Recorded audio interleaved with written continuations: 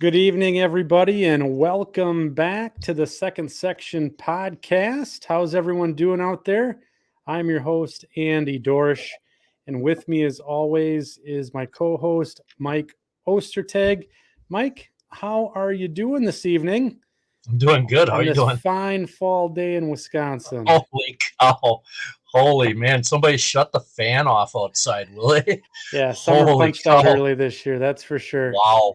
Yeah, so it's the furnaces are on and running here in the Second Section podcast studio. The Greasy Meat Hands band is quote unquote warming up in the back as well. But yeah, Literally and figuratively. it's good to be back after the week break that we had here from our last show with Boomer from Boomer Dioramas. So how was that one for you? Was that not just a fun show? That was that was that was one for the ages, that's for sure. That was Holy one for cow. the ages. That is for sure.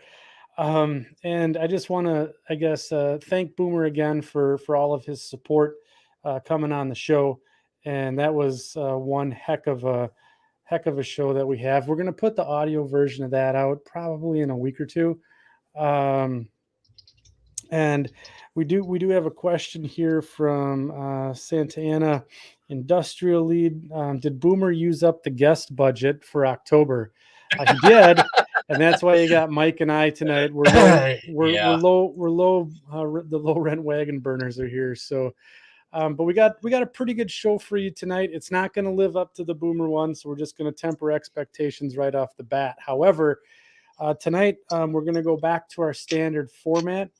We'll have our little introduction here, see how things are going. We're going to do hashtag not sponsored. Got a couple of items that are interesting that you guys can take a look at. We're going to do short line of the show, the much anticipated short line of the show this evening. Mike, Yeah.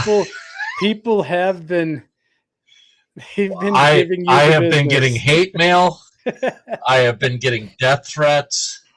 Everybody wants to hear about this place, and we're finally going to get around to it. So, which I'm actually excited to talk about it too. Yep. So, Yeah, and it's a cool railroad. I got to see some of the preview of it, so very excited to see that. We're going to talk about some of this stuff here yep. later on today. Our topic tonight, our main topic is we poke a lot of fun at what's on people's workbenches, but I think there's a couple of things that we'd want to talk about tonight in terms of Workbench Organization. And then we're going to go ahead and have our what's on our workbench segment. So tonight the show will go with some little knickknacks and tips and techniques that you can use to ultimately organize your workbench. And then it's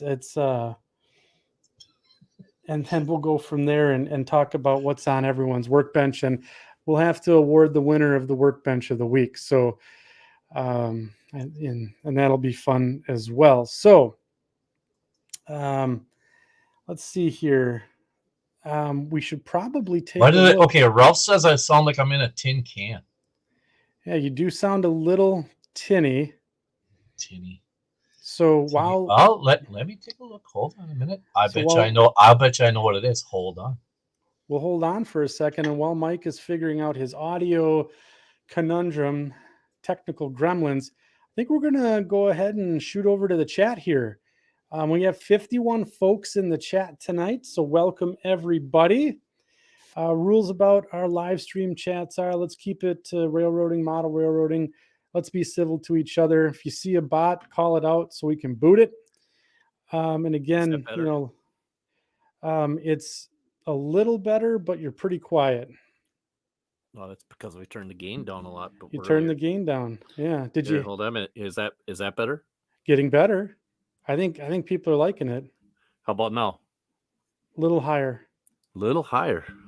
All right. Right there. Stop. Stop. Stop. Stop. Yeah. I think that's good. Yeah. Okay. Yeah, Much better. I had it on the wrong microphone. Yeah, you had her on probably the webcam microphone. I had it on right? the camera microphone. Yeah, Yeah. there you go. Yeah. So there you go. Thank you, everybody. Appreciate that. Yep.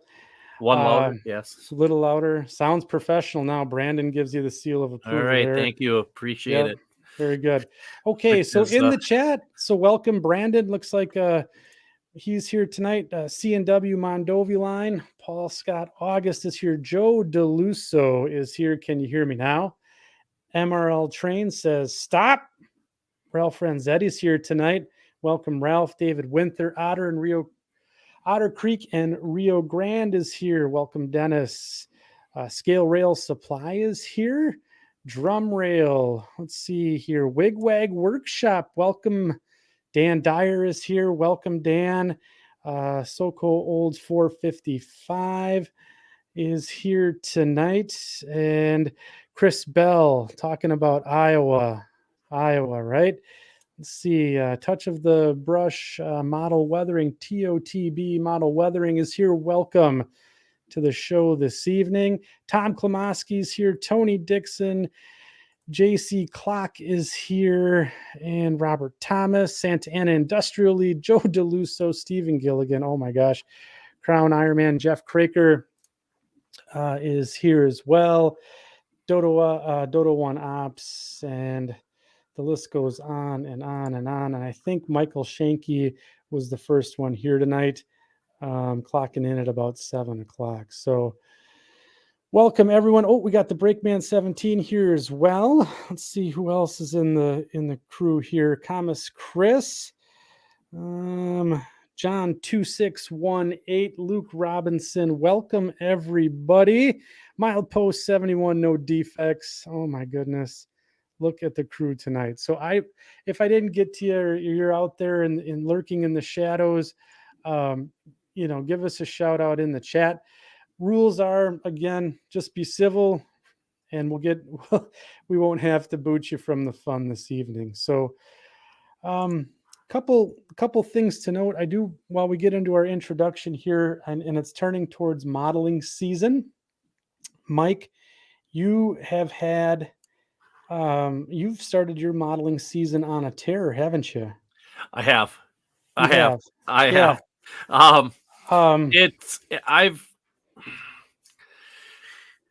After the Boomer episode, I actually, like, immediately after we signed off and you and I got done doing our thing on post show and everything, I immediately went and I looked at my layout and said, nope. Oh boy. Yep. I'm like, nope, I have to rethink this. And so I took some time to actually sit down with myself and take a look and take stock into what I wanted to accomplish for my Farland Terminal Railroad. And then I started looking at things like at work and realizing, boy, this is just way too, I'm trying to cram too much into one spot here. Right. And then how am I going to do this? What if I don't get a chance to expand the layout the way I want to? Things of that nature. So I just made a corporate decision to to change the initial scene on the layout. So I'm going to bring up your Facebook page if you don't mind.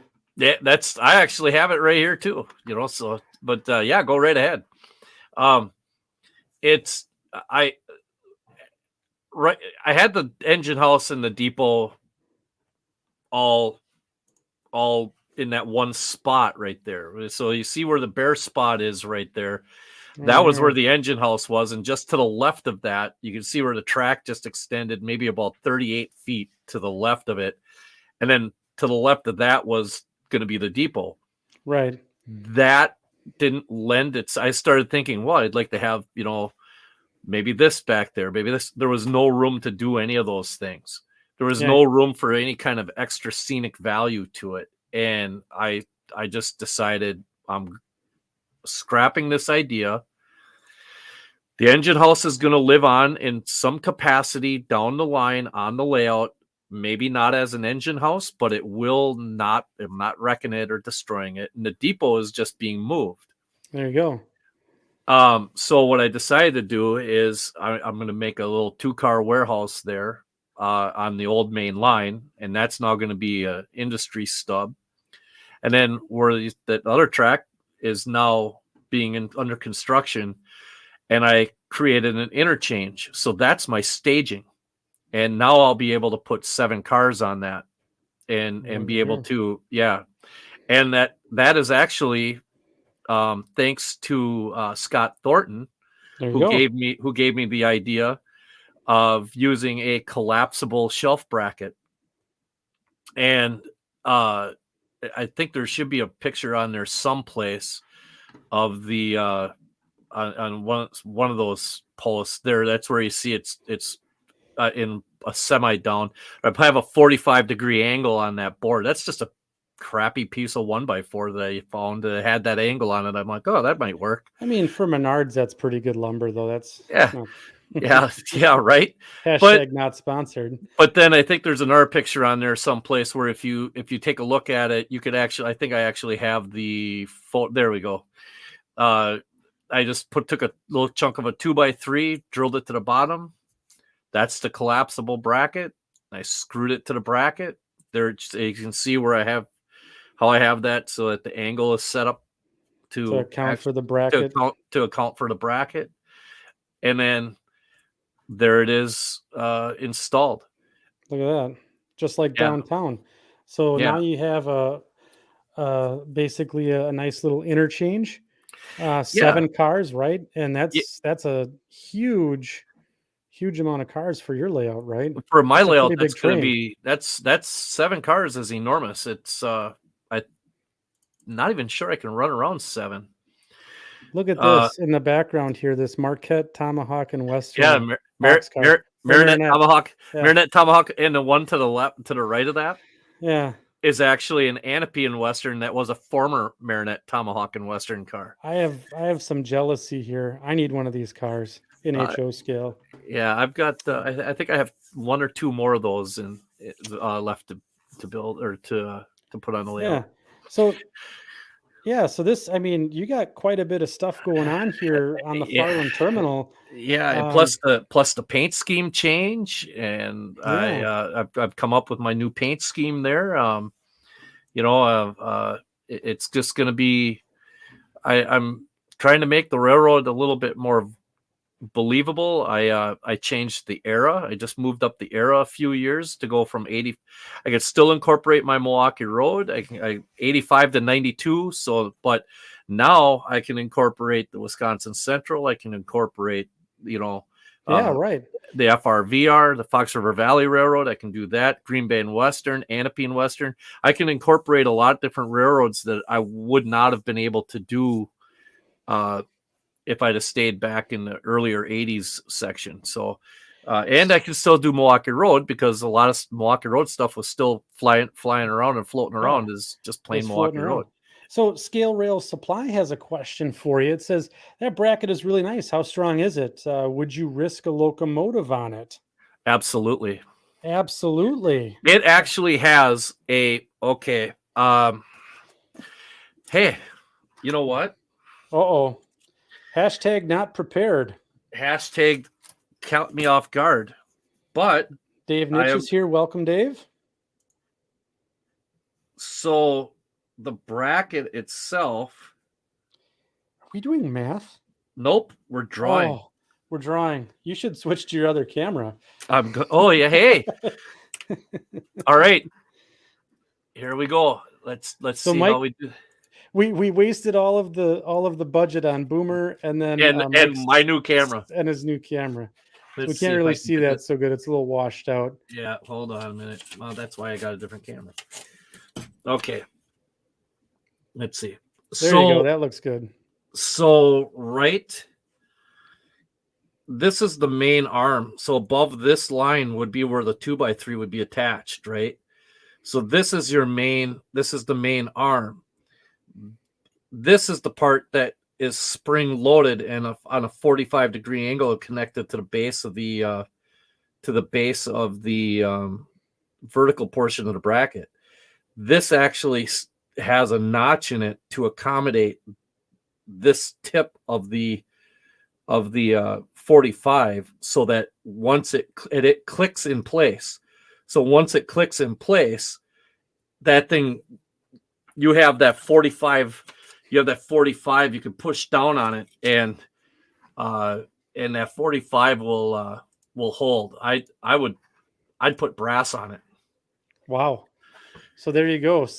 Yeah, That's, absolutely. And I think they were like, I think I spent $12 at Menards on it, something along those lines. That's pretty good. Yeah, That's real good. So that was a pretty good sketch there. Beerline Modeler says that he has those same notepads. So this notepad has been around, I think, for 10 years. and maybe what we'll do is since we're a segment-based podcast, we'll add some time here for arts and crafts. We'll have arts and crafts at the end of each segment. So sketching in public, that's a fun one, right?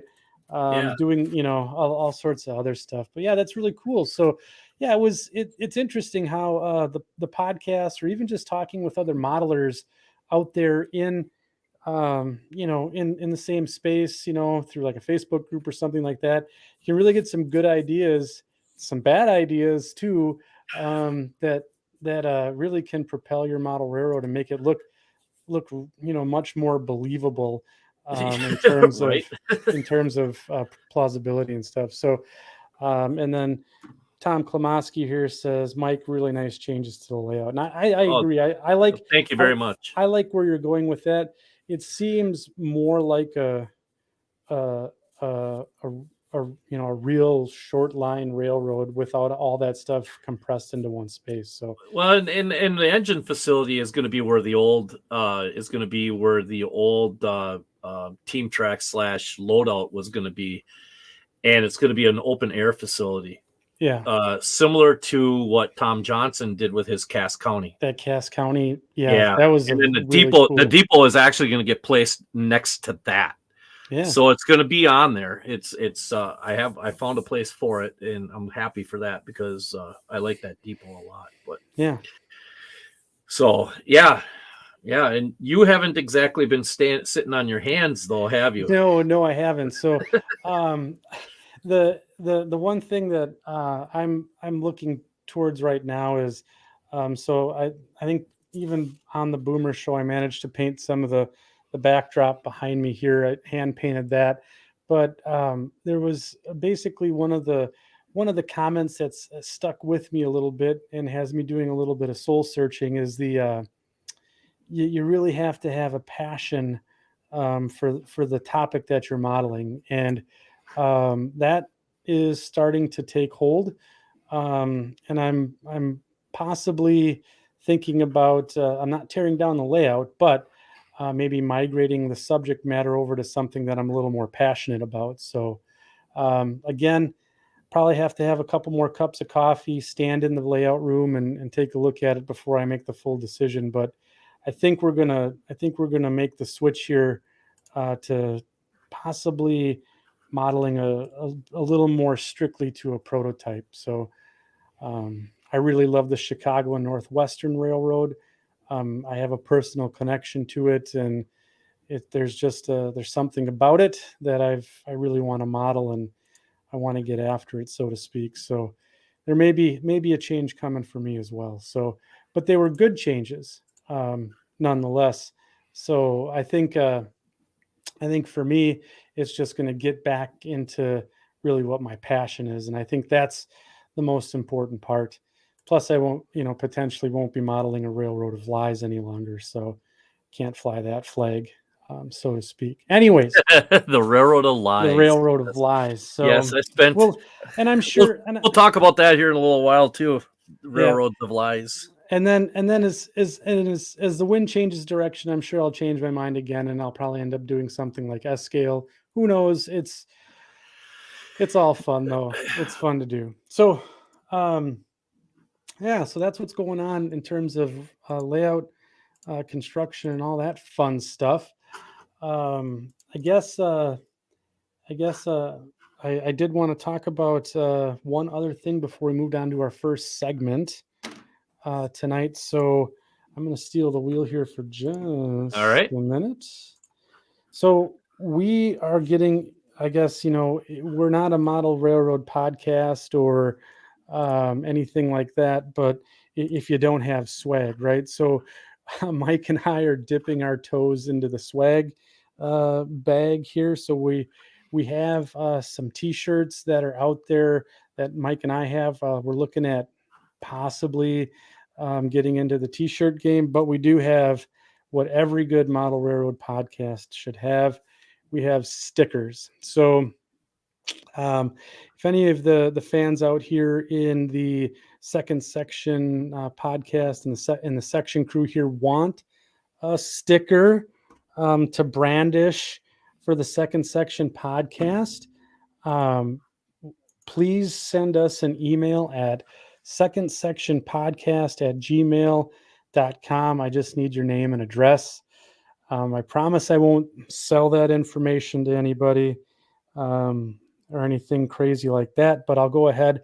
We'll mail you out a sticker, and then we'll start working on getting t-shirts and some other swag to help support the podcast. Also, if you guys are interested in any of that type of stuff, just let us know.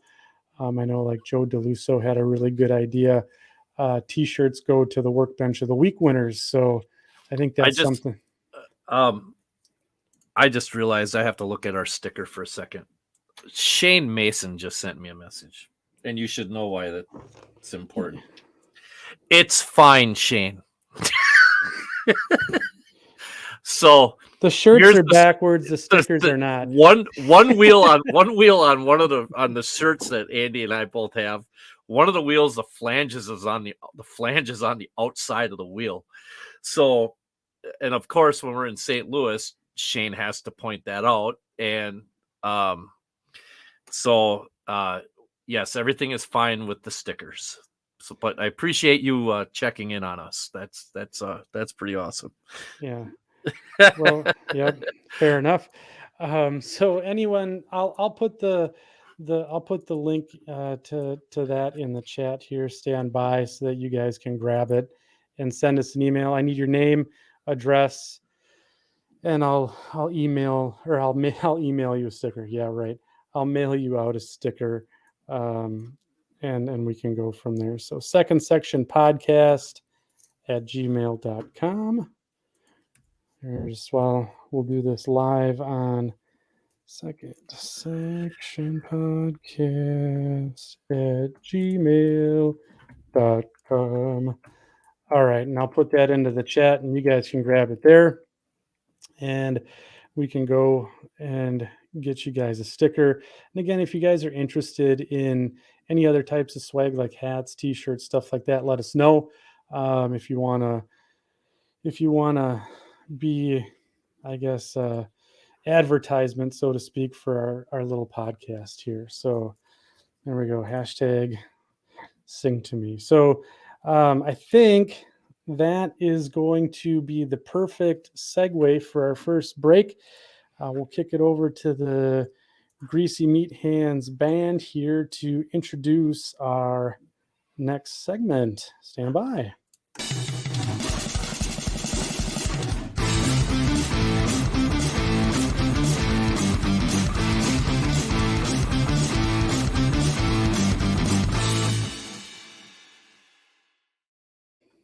All right, section crew. That's right. The Greasy Meat Hands band comes in and signals that it is time for hashtag not sponsored.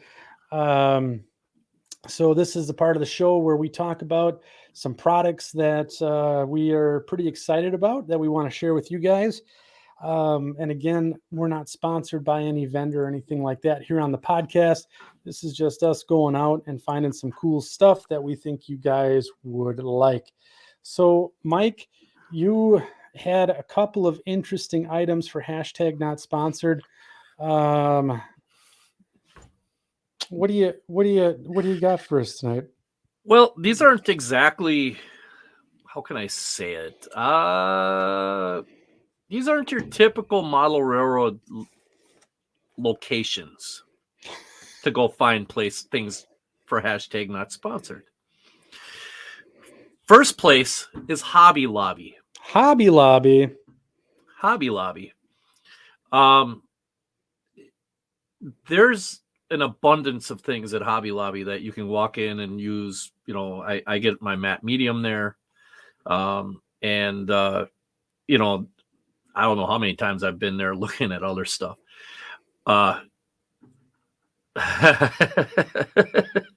Oh, be patient. But one of the things this last time I was there, one of the things that I found were some rulers by company by the name of Westcott. And these are Westcott rulers. And they're an eighths grid, an eighths graph beveled ruler. And they come in different sizes. I bought all 4 that Hobby Lobby had. And do you want to show them on your second camera? Oh yeah, that's now that I have it, I keep forgetting that I. So this is a painful process that we're going to bring to our audience every week. It's production value here. Yes. On second section, nothing higher for us. Here. Yes. So these rulers. This is an 18-inch ruler. A pair of 12-inch. The one is 2 inches wide. One is 1 inch wide, and then I believe this is just a little 6-inch one. But they have grids and marks on them. Yeah, so that you can actually go and get some pretty accurate measurements of, like, on styrene, on wood, on whatever the heck it is that you're trying to do. And you could, or if you're trying to draw something out. And these things are fantastic looking. They are really good. And you said they're beveled? They're beveled and they're clear. So you can see the piece that's underneath you. Yes. You know, so, I mean. Yeah, look at that. Totally see-through. Totally see-through. Yeah. Completely see-through. And so no matter what you're trying to put this down on, you're going to be able to get an accurate measurement of what it is and see, especially if you're trying to do stuff like maybe you're trying to get something measured between 2 doorways and you need to make sure you have one mark. You know how sometimes you go to draw something and the ruler covers up what you're your starting point? No, you don't have that problem with these. So, and all 4 of these, I want to say, were under $15. Really? That's a screaming deal. I believe this little 6-inch one was like $1.99 or $1 or $2.99, something along those lines. Just absolutely, I kind of stumbled across them and I thought, boy, you know what? The second section podcast, you know, the section crew, they should go and sell Hobby Lobby, make Hobby Lobby wonder why there's a run on these things. But it's by Westcott, and they're found over by the drafting section. Sure. That's pretty good stuff. The other thing I had was, and this, well, how can I put it? I don't know. Delicately? Oh, crassly? I don't know. There's many ways you can put it, Mike. I'm not sure. I'm not sure I want to do this as hashtag not sponsored, or if I want to do this as part of our main top. I'm going to hold off and do my second one, part of my part of the main topic. You tease. How do you like that? So, yeah, just a comment here from David Winther. Last week was Amazon the run on the 99% iso alcohol. So maybe can you go into your secret stash? Look at that. So Mike, how did you get 99% isopropyl alcohol? Well, I can't find it in stores around here. That's because it's on Amazon. I got mine through Amazon. No, I'm not going to lick the 9-volt battery, Dan.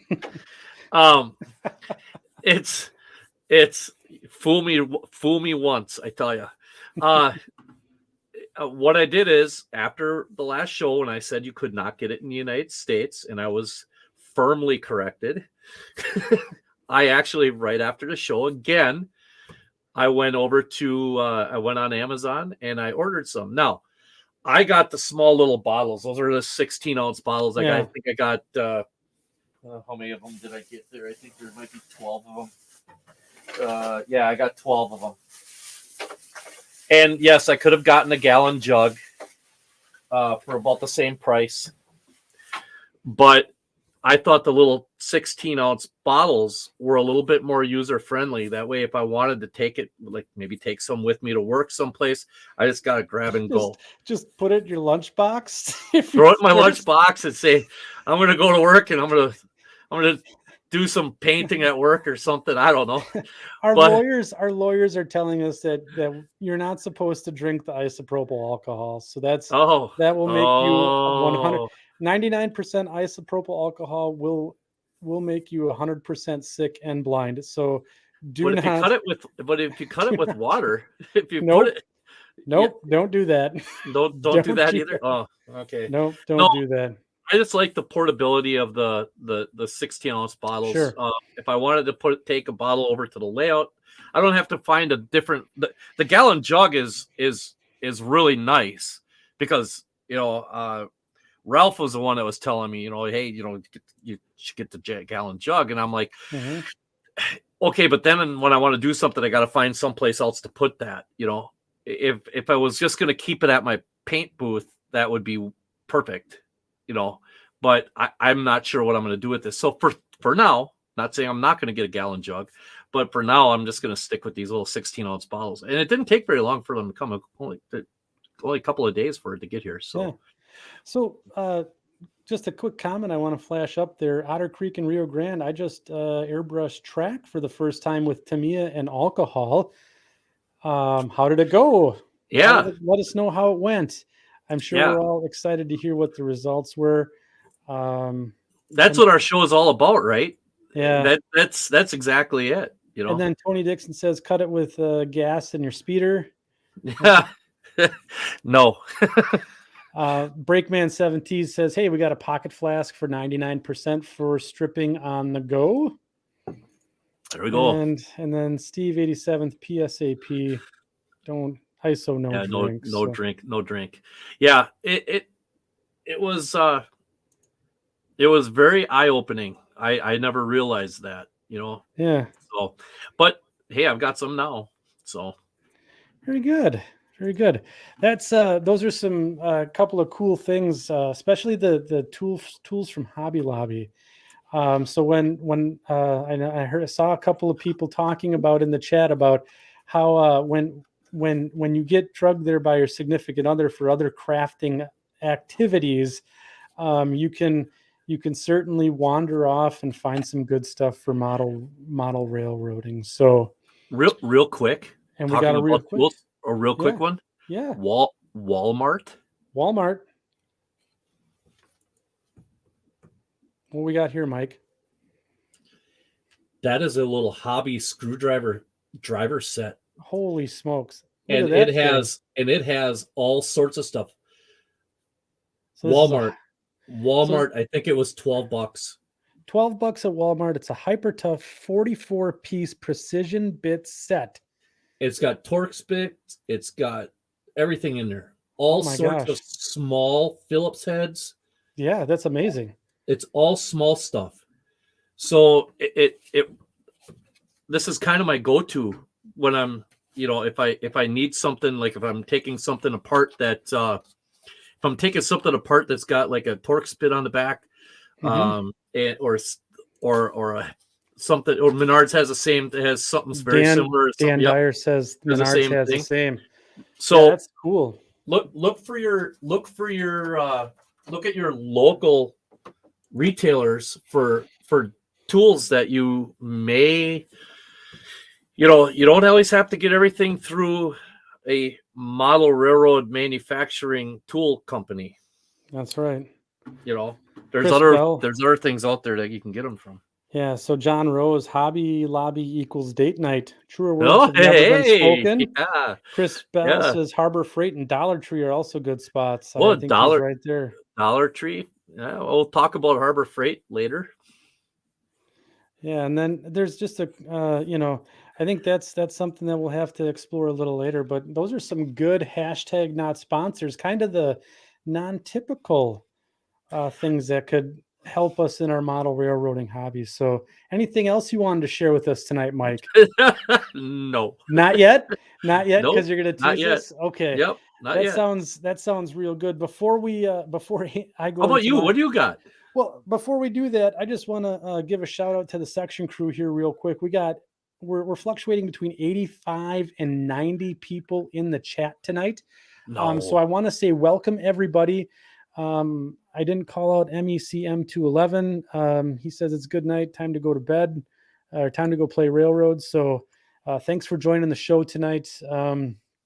But give us a shout if you're a first time listener here or participant. Let us know that you're out there. If you have questions for the crew tonight, let's get them out there and get them answered, because we got a great group of modelers in the chat that are willing to always answer some questions here. Again, so if you're new to the crew, let us know that you're new, so we can get you a quick shout out. So let's on the topic of hashtag not sponsored, I'm going to steal the wheel for just a hot minute here.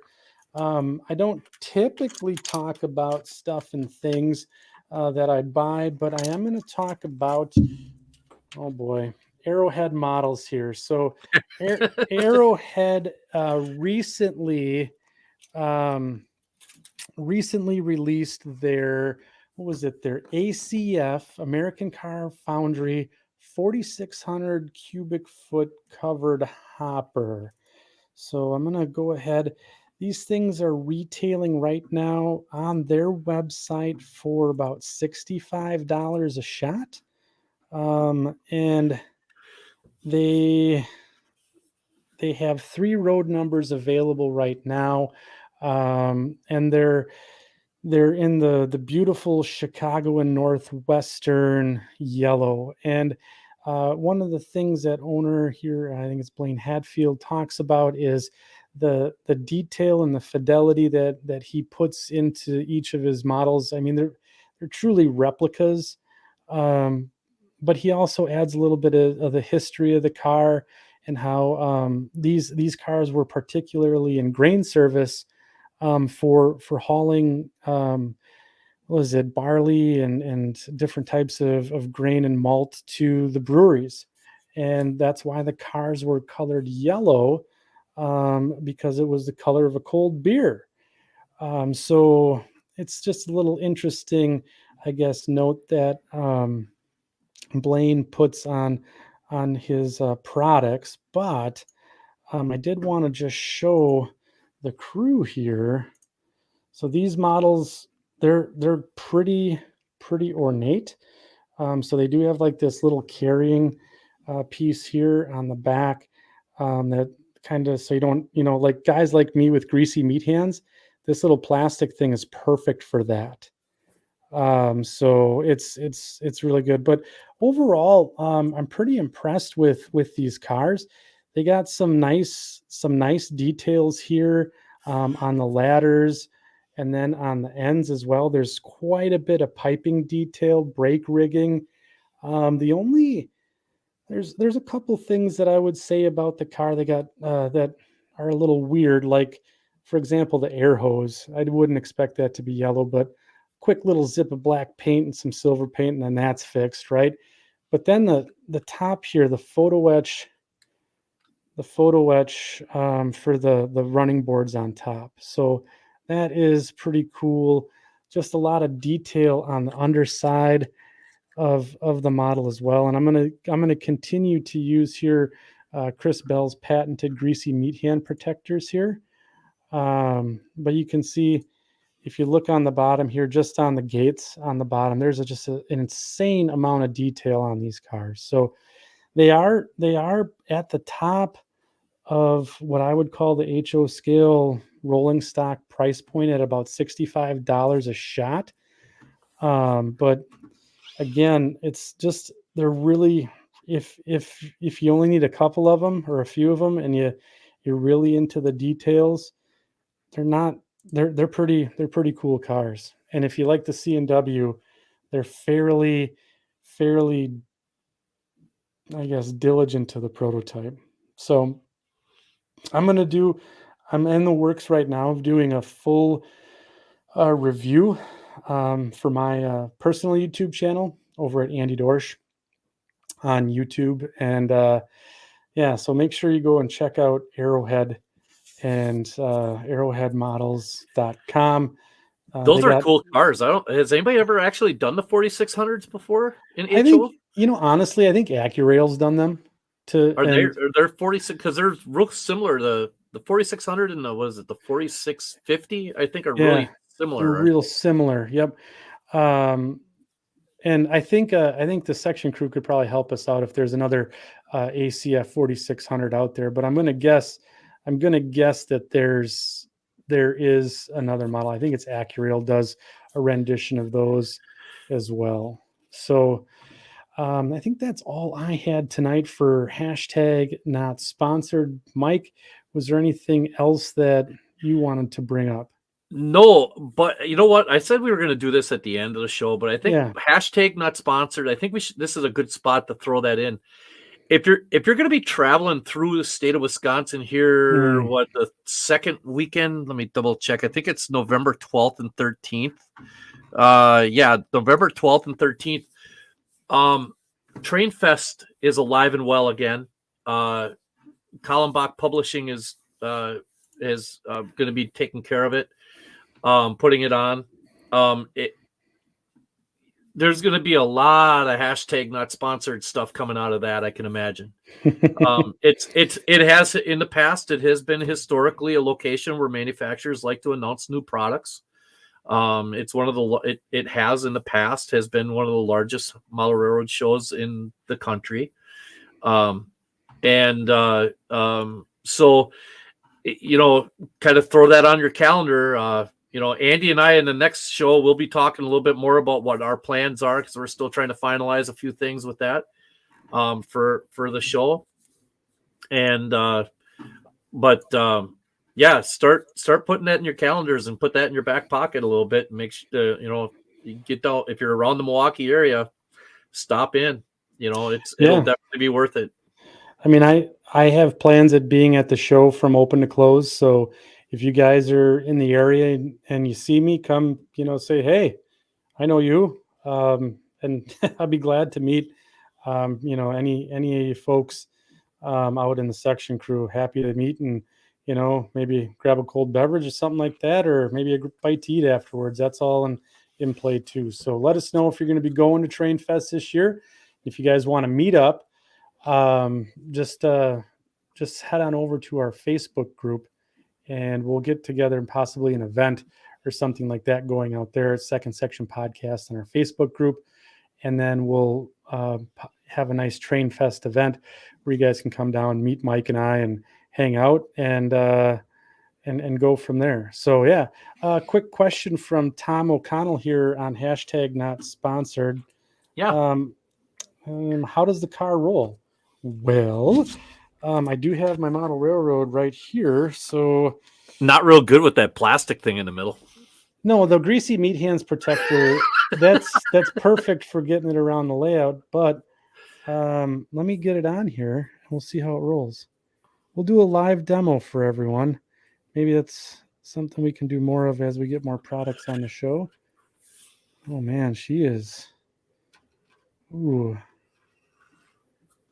Well, it's not winning any awards for rolling right now. I'm having difficulty. It rolls. Does it have a set of wheels on it like the flanges on our T-shirt? Maybe they're backwards. So I do know that they have the 80 thou items on it, but it's not a good roller, that's for sure. Look at that. I can't even keep it on the rails. Look at that. Interesting. This is right out of the box. This front truck will just not stay on the tracks. Is it out of square? I don't know. Let's take a look. This is riveting live podcast. Yeah, this is something that will have to be talked about. So yeah, not a good roller. Square wheels. So Flat spot. Your line says flat spot. Flat spot. I don't know. Out of the box, she's not the hot ticket. Looks good, but I can't. Like I said, I'm gonna guess that front truck is out of scale. So, yeah. So we'll have to take a look at that. Good question, Tom. So, anyways, that went pretty well. I'd have to say. Live demo here. Yeah, it rolls hard. So have to put that in my review later. So anyways, so now we're through hashtag not sponsored. I think we're gonna Rick comes in and says live hashtag live review. Maybe that's something. Yeah, maybe the truck screws are a little too tight. I don't know. I'll have to take a look at it. And you know what? I think that's a good teaser for the new review video that I'll be putting out on it here probably in the course of the next week. So yeah, look for that. And we're going to take a small break here as we get ready for our next segment. So stand by and we'll cue the Greasy Meat Hands Band.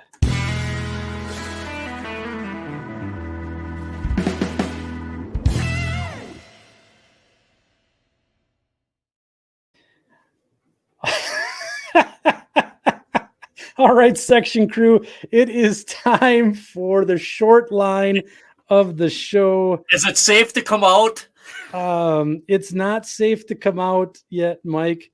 Are they gone? Yeah, they're not gone. In fact, more people have filed in. We got about 90 people solid in here. I'm old and fat. That was a bad idea. Yeah, that wasn't great. I heard your knees cracking on air, so that was pretty good. So a lot of people have been anticipating this short line of the show, Mike. Yeah, Burlington Junction. Here we go. not Which would have been a good one too. I will say this much. That would have been a good one also. Yeah, it would have been good. Let's see here.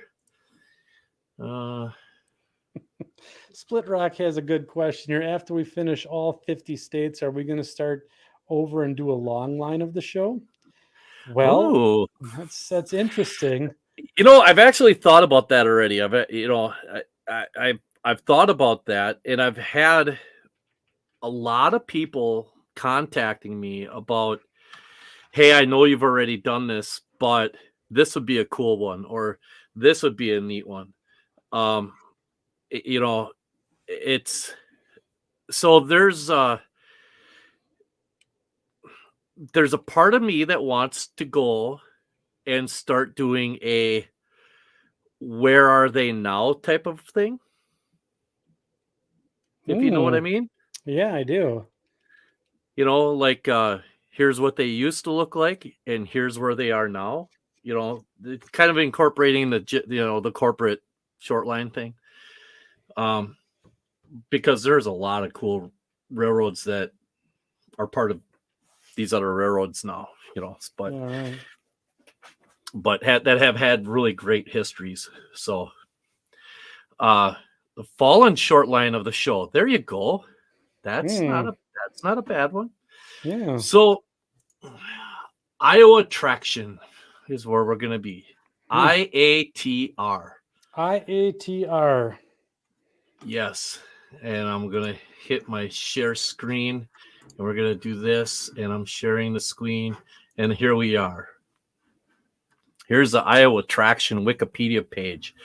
The whole railroad, whole 10 and a half miles of it. It is it is owned by Progress Rail. So I'm bending the rules. This is just too cool of a railroad not to talk about.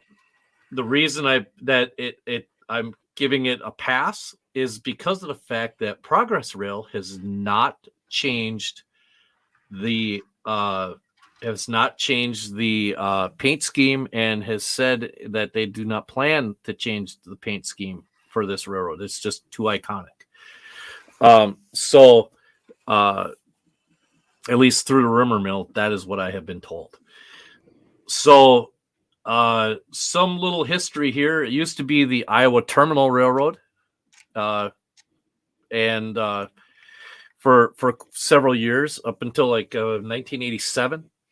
And then in 1987, a gentleman by the name of Dave Johnson purchased it, and it became the Iowa Traction Railroad. It was bought by Progressive Rail in 2012, and pretty much that's where its history is to this day. Let's see here. We got a little map someplace. There we go. Here's a look at map. this. Look at this. Hey, fancy dancy. It's not a bad map. Yeah. We are not, I do not condone the Aetna stuff, but I can't really help that. Oh, the advertisement. Yeah, the advertisement. Okay, or whatever that is. Here we go. Let's see if I can get rid of that. There we go. Anyway, here's the map. It goes from Mason City, Iowa, or near Mason City, to over towards Clear Lake. Their shop is in Emery, Iowa. Kind of a neat little railroad. Actually, not kind of. It is a neat little railroad. Connects with the Union Pacific and also with the CP. I believe its main connection is with the CP. They have they have several customers on the railroad. I almost said layout on the railroad. This is a perfect railroad to model. I mean, it just, if you wanted to dip your toe into even modern day freight equipment and do electric traction stuff, this is just too cool. Would be really an interesting, wouldn't it? Topic. Yeah, that would be fun. Now, this map shows some of the customers on here: Mason City Cold Storage, Purina Animal Nutrition. You have Magellan Pipeline. These are some of the location or some of the industries that they have. This is their corporate page on Progressive Rail. Yeah, this is their Progressive Rail page. This is a little different. This is their corporate map, which is much less detailed than the other one, but it does show they do have a couple of transload centers, one in Emery there and one in Mason City.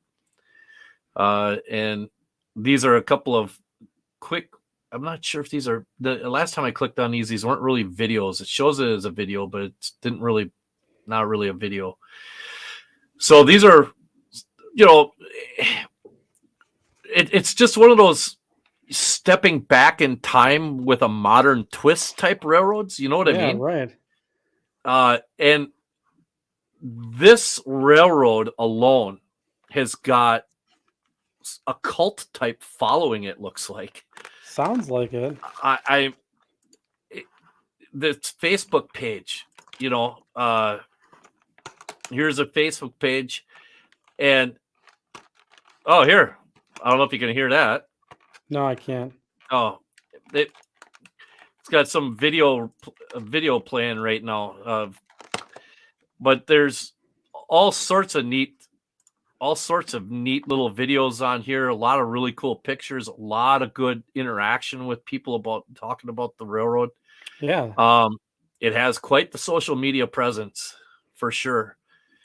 Look at how small that engine looks compared to those tanks.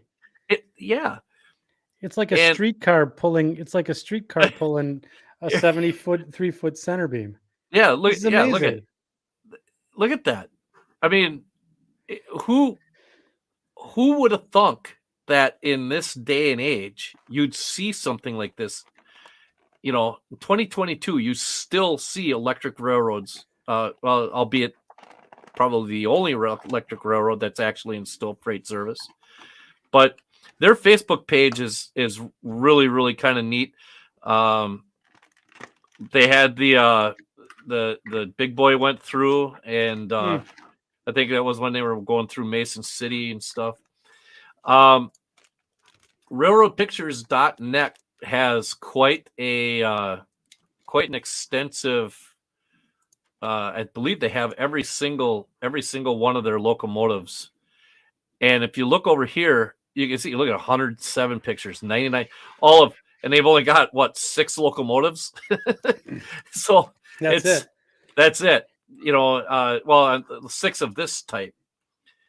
And now forgive me though, because now I can't remember who we talked about. The guy that was making these shells for these. That's right. It was a couple of episodes back on. Yes, with and wasn't it with Scott Thornton? I believe so. It was And that show where we had Iowa Scaled Engineering on. Yes, and so just absolutely beautiful photos of this railroad. Yeah, and it's very, very, very neat. This railroad does have a local tie to the state of Wisconsin. No. And the Upper Peninsula of Michigan. Yes, it does. And that is in the form of boxcars. So CP Whiskey Creek and Unscale says Apogee, and that is the name of the company that does the 3D printed Thank you. shells.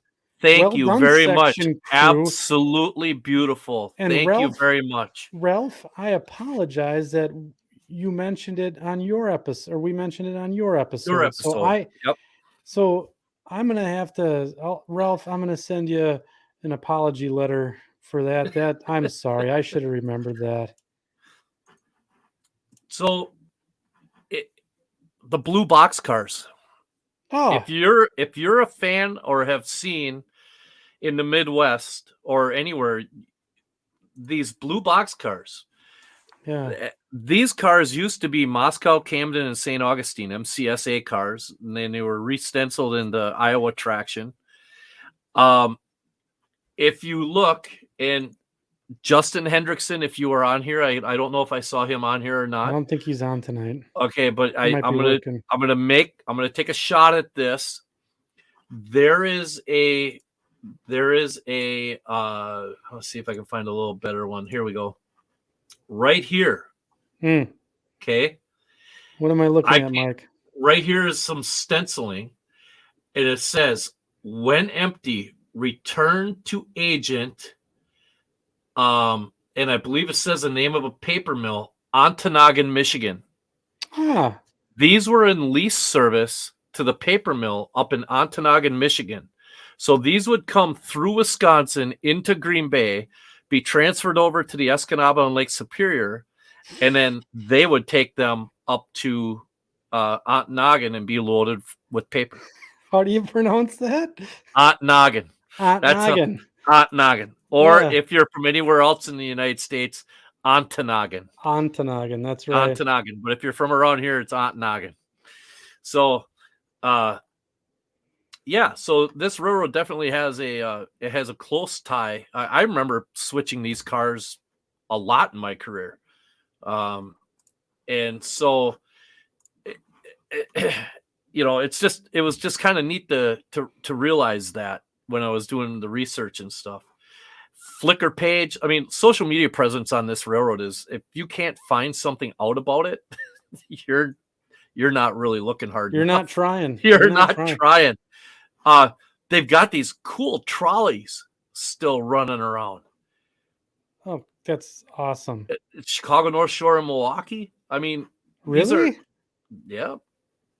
Oh my gosh. Yep. I mean, it's just fantastic, this railroad. It's a freight carrier, 10.5 mile long. YouTube presence. We always talk about, does it have a presence on YouTube? Yeah. Well, yes, it most certainly has a presence on YouTube. Coaster Fan that did what's that one? What's go that? Back. Coaster Fan there. Did he do it? He did one for Iowa Traction as well. Yeah, I hate those ads. Yeah. But Yeah, absolutely. Here, I don't know if you guys can hear that. Can you hear it or No, no? we don't have the audio through Yeah. through your microphone, Mike. Okay. So but just the railroad as a whole, it looks extremely accessible. Obviously, it's got a following. You can model it. It's not overly difficult. It would be great short, like a shelf layout. Yeah, it would. And not only that, but you have modern day catenary. I mean, it's incredible if you ask me. That is Um, amazing. it's a really neat railroad. I wish we lived closer to it because I'd be out rail fanning this all the time. I think. Yeah, I mean, folks in the chat are basically saying it's, it's certainly a something that, you can go out and rail fan and see today. It seems to be somewhat accessible. Yeah. And they have just and Mike Slater was adding there that they have the X North Shore, um, which is super cool to see some of that history preserved as well. This is like if you wanted to do a like a multi-era type layout with like the North Shore type traction, and then have some of this equipment that's far more modern with the rolling stock. I think this would be a wonderful mashup between Oh, eras these engines for a are almost shelf layout. 100. These engines are 100 years old. Yeah, JC Clock says, yeah, the locomotives were built in the 1920s. Yeah. So Outstanding. yeah, it's just how fascinating it. I don't often say that, like, where you have to have like a destination, like like a Mount Everest type of thing of places you absolutely should go and see in your model, in your rail fanning career. But I would have to put Iowa Traction on that list, you know, um, because you don't know how long it's going to be before they decide to go to diesel and decide to, do something different, Right. So I'm actually going to plan a trip out here to see this next summer coming up, Hmm. just for my own personal, just because I want to. And after doing the research on it, just way too cool to not go out there and see it. I mean, so and this is going to be, I'm going to reach here on your short line of the show, but one Yeah. of my favorite movies of all time was Field of Dreams, right? And it Yep. was filmed in Dyersville, Iowa. And I'm not going to give you the spoiler alerts there, but there was a part of the movie where it says where they one of the ghosts says, "Is this heaven?" And then Kevin Costner goes, this is Iowa." And I'm wondering with some of the comments here if if this is rail fan heaven here in Iowa with all the short lines and then Iowa traction and some of the other stuff. So Yeah. And I just want to say that I had a couple of guys send me some photos. Ryan, whoa, right? Ryan, whoa, right? Our friend Ryan Folk, who has sent us photos in the yes, past, and then yes. also John Whithouse also sent some. He's a former Workbench of the Week winner. Yes, yeah, Yeah. yeah, and it's so check that out. Is that not a cool shot? It's an amazing shot of one of the traction motors there in front Yeah, of looks like an old grain elevator, right? With the old cement silos that are the white paint starting to chip off of. It's beautiful. both both of the pantographs. Are these still called pantographs? If they're Hmm. a single bar, is it, or is a pantograph the thing that collapses down like you see on the northeast corridor? You know what I mean? Sure. So are these I still don't know called the a answer. pantograph? So I am a traction novice. I do not I am know. too. I have no idea. Here, Um, Tim Moran says trolley pole. Soko Trolley pole. Olds says trolley pole.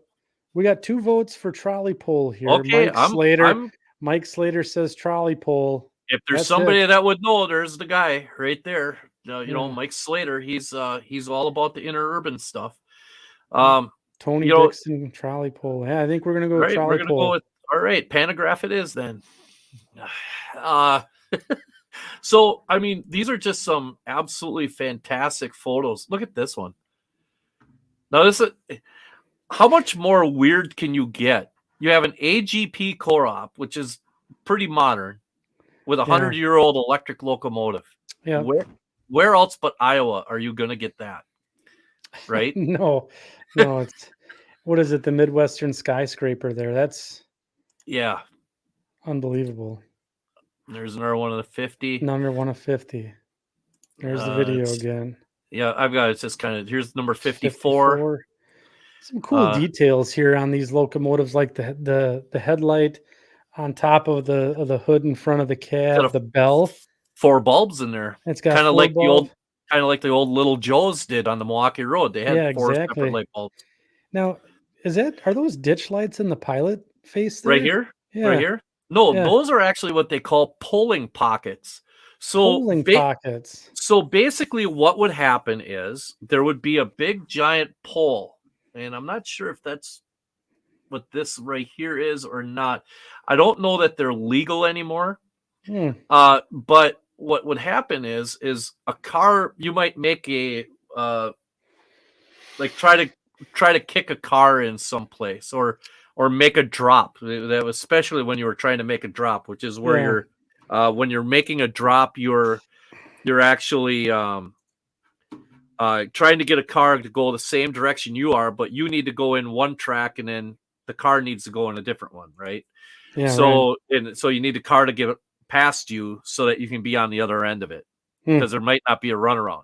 Yeah. Well, if it doesn't work very well and the car stalls on a switch and blocks you in, they would actually put a pole that would be on the side in that pocket and then push against the boxcar to get it back in the clear, and then try it again.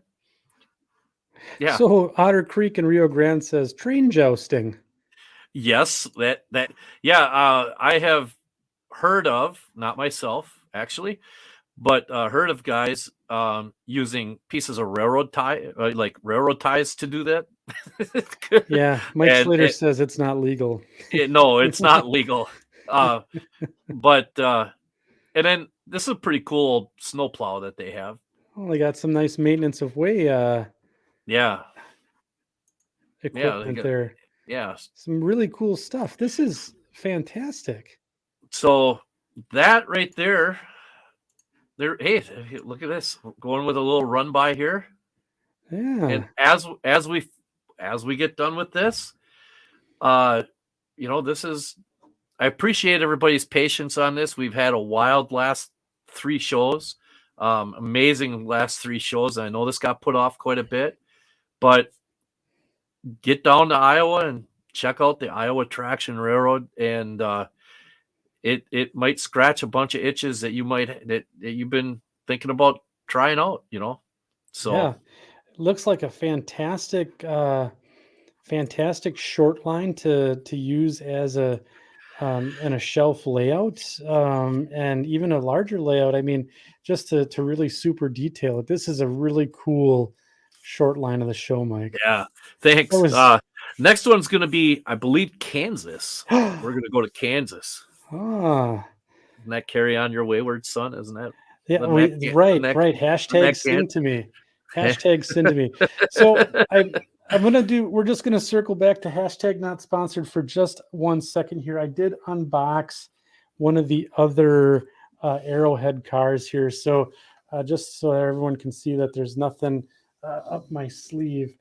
We're going to do some on the fly here. Testing. Yes. So just bear with me here. So here's the layout. And what I want to do is so I said it wasn't a good roller, right? Well, that must have been an aberration and not the rule here. So it looks like these Arrowhead cars roll real nice. And then I got a number 6 micro engineering here. We'll see if it navigates that. I've never done this before live here. Look at that, navigates the turnout and goes into the backdrop. So that I think I just had a bad car. So yeah, I don't know. I don't know what's going on there. So we'll check that one out and get it back on the road. But so those Arrowhead cars do roll pretty well. So I must have had a bad one. So I didn't want to do Arrowhead like that live on air here on the show. I wanted to make sure that maybe it was just me and my greasy meat hands that did something that I shouldn't have. So yeah, so Kansas is next. I can't wait. It says, this is an interesting question from 187th HO Steel Mill Modeling. Andy, are you the same Andy from Model Railroader Magazine? No, I am not. I am not affiliated with Model Railroader Magazine. So if there is another Andy that looks like me out there from Model Railroader, that would be very interesting. And I should like to meet that person. So good question there. Mike Slater says operator error on the Arrowhead car. Absolutely operator error. So, and then CP, Whiskey Creek and N-Scale. Got to go. Look forward to seeing the rest of the replay sometime tomorrow. Thanks for the stream. Thanks for joining us tonight, CP, Whiskey Creek and N-Scale. So anyhow, so let's get on to our main topic this evening about Workbench Organization. And I'm still fired up from shortline of the show. It was so cool. But I want to get into our main topic tonight. And Mike and I just have a couple of tips out there that we want to share with you folks to help organize our workbenches to some degree.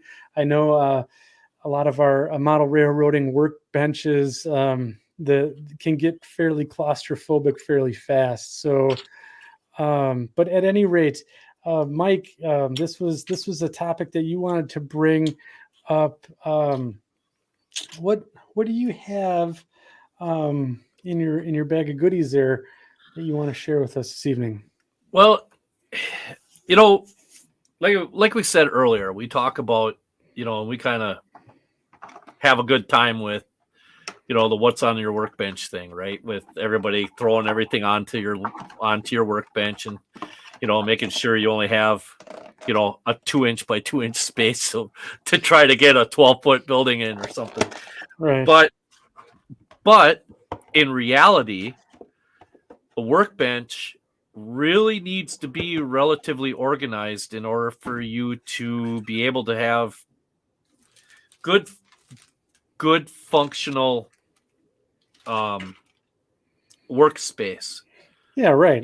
I mean, we can all do a lot of stuff in a lot of different ways, but the more room you have, the more confident you're going to be that you're going to be able to, accomplish what it is that you're on the Lombard for a that's why I had to. Sorry to bring that back up. Yeah, no worries there, okay. Tom. But like I was saying though, you need to know where your tools are, right? Right. You need to know where your adhesives are, where your decaling solutions are. You need to know where all this stuff is. I'll tell you what, I am the worst at organizing and making sure my workbench is functional. I'm terrible at it. Exactly. Yeah. Organize, watch it. So I'm going to change cameras here quick. All right. And this is going to go into it. This is our hashtag not sponsored caveat. And I'm going to talk about not Home Depot, man. Wow. Harbor Freight. Okay.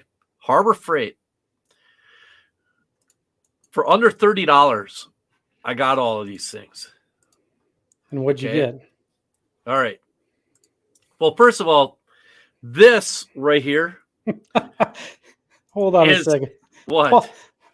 Paul Scott August says, you guys harass me every week about being too clean and organized. I know, Paul. The irony of this show is off the charts. It's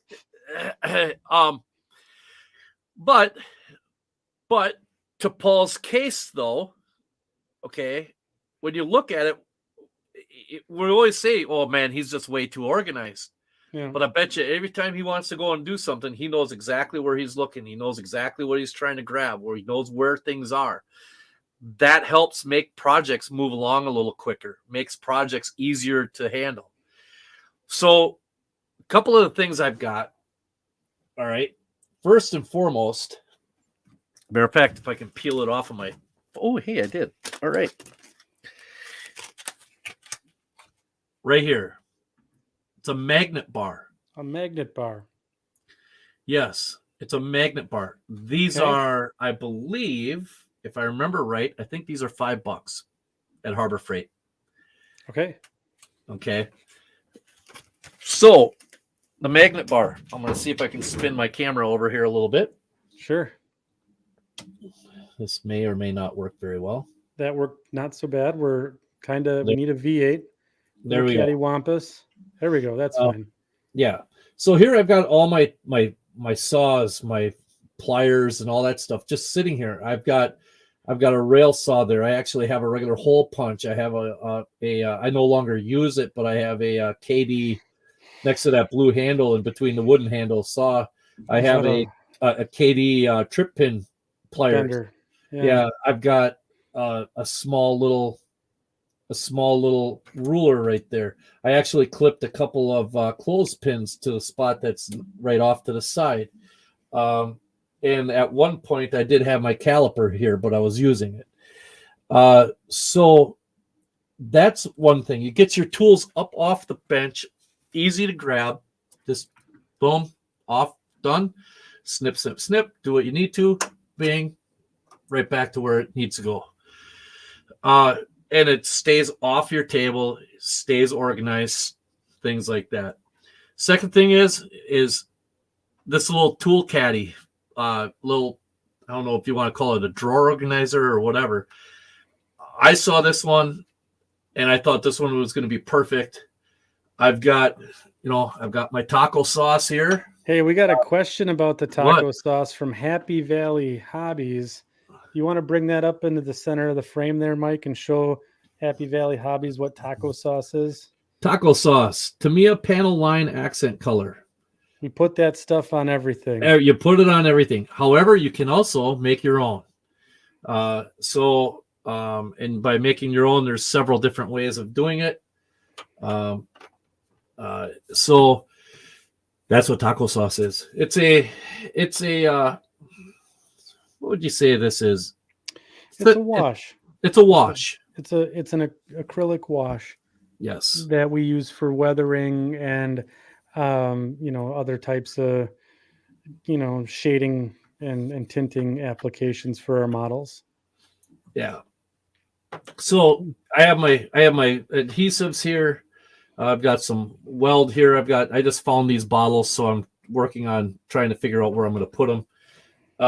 I've got some Conducta-Lube here, some lubricant, silver oxide in it, so that way, for making better electrical connections.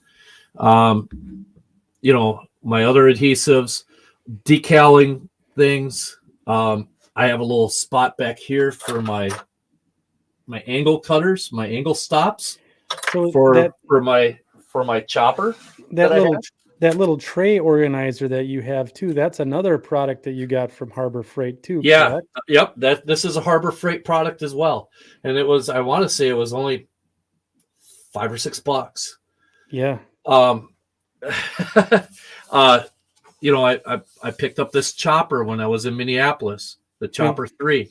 I like this one. It I haven't quite gotten a chance to use it yet, but if you have an opportunity to pick one up, I'm not going to say you have to have it, but I mean, it does help make your square cuts. And one of these days we'll demo how to do that. And everything, because I've got a project build I'm going to be doing, and so I might make a couple of installations of it on the show here, but we'll have to talk about that. but really neat, and I can't really see. Oh, I'll go here. Now, Hey, right here, there we go. oh, there we go. This is the other thing right here that I wanted to talk about. Oop, I need to put this. Yeah, put this way. There's I just want to bring attention. So Chuck Geiger brings up a point here about Joe Fugate talks about clean room versus dirty room. Heavy work in the dirty room, clean room only layout. Workbench would go where? So I'm gonna when I get to my little spiel here, Mike, I'm gonna answer that question. But I just want to let Chuck know that I might have an answer to that. Well, if you want my answer to it, No, yes, okay. yes. I'm just kidding. I think it goes right down the middle. Okay. I think because you know your layout typically is never clean until somebody's coming over. Yep. So, and your workbench is typically never clean unless you have no projects going on. So, I think there's a balance. Your workbench is actually the happy medium. Your workbench is exactly that. That's where you have your projects. So as long as you don't have 75 things strewn out like this is all cleaning. This was all from cleaning. I'm actually sorting through these things and getting rid of things that I don't want. Oh, where are you going to store the chopper? Well, Ralph, funny you may ask. Right here, I have a little drawer caddy on wheels with various things open. Like this is my DCC. Help if I get this heck out of the way. This is all my DCC and electronics and stuff like that. So I have a little 4-drawer caddy here, and I have enough space between the bottom of the counter and the top of the caddy that I can just slide it right here. And away you go. And set it out of the way. Yeah. So this little caddy here, this little thing, these are portable, and I know everybody should have at least 25 dozen of these things floating around. Yes. This one's got drill bits. I'm just starting to reorganize all mine. This one has got sanders in it. This has got engine bits and bytes, like drive pieces in it. So I mean, it's all keeping it as organized as you possibly can, right? Yeah. So, go ahead. Ken Zeska says, "Hey, drawer caddy on wheels. Where'd you get that little guy?" I have no idea. I want to say I got it at Walmart at one point. Walmart. Yeah, I think they were at Walmart for like $20 at one point. Mm-hmm. The good time to look for stuff like that is back to school time. Yep. Back to school days is always a good time to go and look for stuff like that because they're always, trying to get, I had 2 kids go through college. I've got one just about to graduate here next May. So I was fortunate enough to be able to inherit several things. Yeah, right. You get to repurpose some of that. I get to repurpose quite a bit of it. So finding little things like that, like these organizers, like the magnet bar and these caddies like this, they really help to keep you organized. My drill bits, my loose drill bits, and I marked them right on the top with a Sharpie. Oh, that's pretty cool. And I picked this up. I believe I got this at Fleet Farm. Yeah. Or if you're in certain other parts of the country, it might be a Farm and Fleet or any kind of store such as that that would have those kind of storage things to it. They really come in handy. Not sure one other thing. Organizers that, and Andy, I'm sure you're familiar with what these look like, and I'm sure several other people are too. They're little parts bins. And these little parts bins are stackable. So you can in this one I have my tweezers and forceps and stuff in it. So they really, it's just another thing to kind of organize and keep everything out of the way. So And like if you don't have room for something, say like this, you can actually put things in, or even that tool caddy, you could actually stack. It's easier to make room vertically than it is horizontally, right? So, Right. especially if you're in a small space. So, those are just kind of some of the things that I've got floating around. I mean, I have a whole plethora full of other stuff. Sorry about the light, but I mean, it's, I got my little bins full of knickknacks and doodads and parts and general, miscellaneous chaos. But Yeah. so yeah, that's pretty much what I've got going on. What about you, Andy?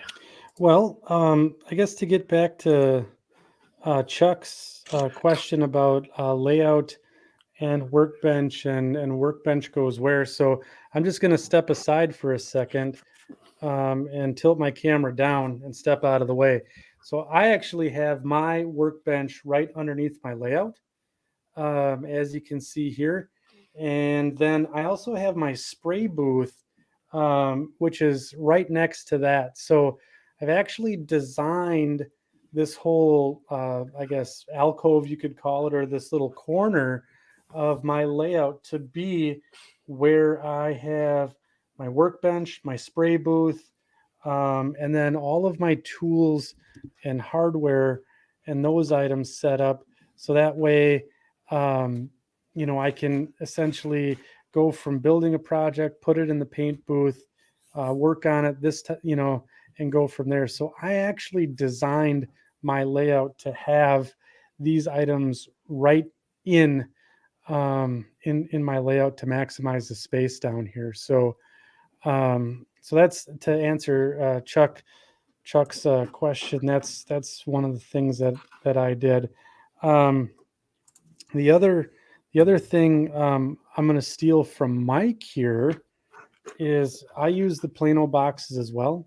So I have all of my tools and files, parts, and like sergeant couplers and those types of things. I use the Plano boxes as well, and it's a really good way to keep things clean, organized. I know right where all of my stuff is all the time, and again, it's pretty handy. I can do the when I go to the fishing section of like Walmart or Fleet Farm or Farm and Fleet or some other, like sports do it all home improvement center. I go ahead and make sure I pick up one for my fishing hobby, and then I pick one for my model railroad hobby here. So it's always a one for me, one for you type of thing. So this is the next thing I want to show you guys is it's a little maybe unorthodox or not, but I just want to bring this up real quick once, and then I see there's a couple of other questions about the workbench and stuff like that. So talking about adhesives, and this is an old MDC rolling stock box. This has all of my adhesives in it. It's an old like 40-foot boxcar roundhouse kit from the 80s, right? So I repurposed the box. It keeps everything nice and organized. So I have all my different grades of CA, my super glue. I got some epoxy, some silicone. I got some God forbidden plyo bond in here. Stuff's garbage. Don't use that for anything. And Plyo plyo bond's the worst. Wow. Hashtag not sponsored. I hate that junk. It is garbage. But anyways, I keep all of that stuff in one of these boxes, and then I also have the top of that box. I just folded it over, and that's where I keep all my decaling and stuff like that. Decal solution. So I carry Solvaset, Microsol. What else do I got in there? I got some Plastruct and some other stuff. So couple of questions that come in that I want to make sure that I address here. So Chuck says, "What are the dimensions of my workbench?"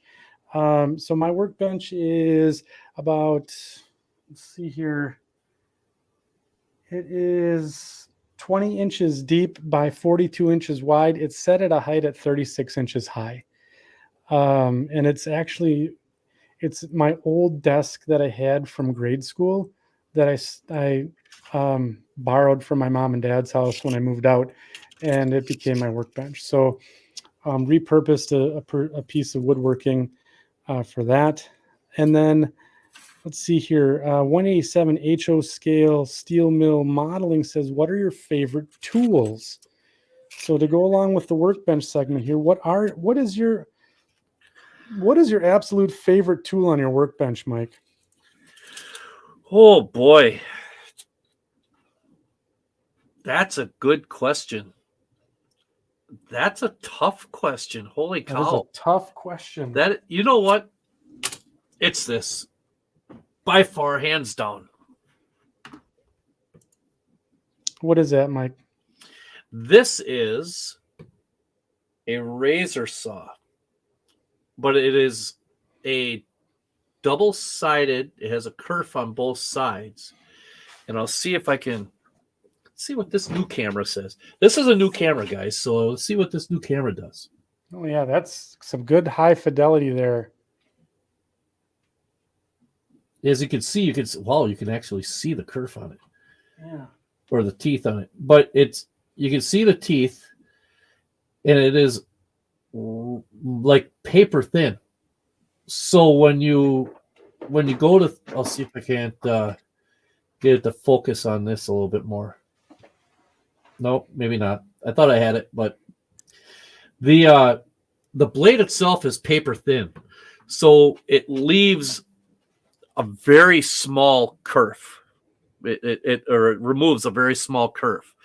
So, and the kerf is, for those that don't know that terminology, kerf is the amount of material that is removed from a saw by a saw blade. Correct, Andy? Yes. Yeah, you nailed that one, bud. Okay. So you get a really thin cut with these, and they're really nice for cutting styrene. They're really nice for cutting pretty much almost anything: wood, plastic, styrene. I've cut acrylic with it, like small pieces of acrylic, like for making new headlights and stuff like that out of a screw. I've done all sorts of stuff like that.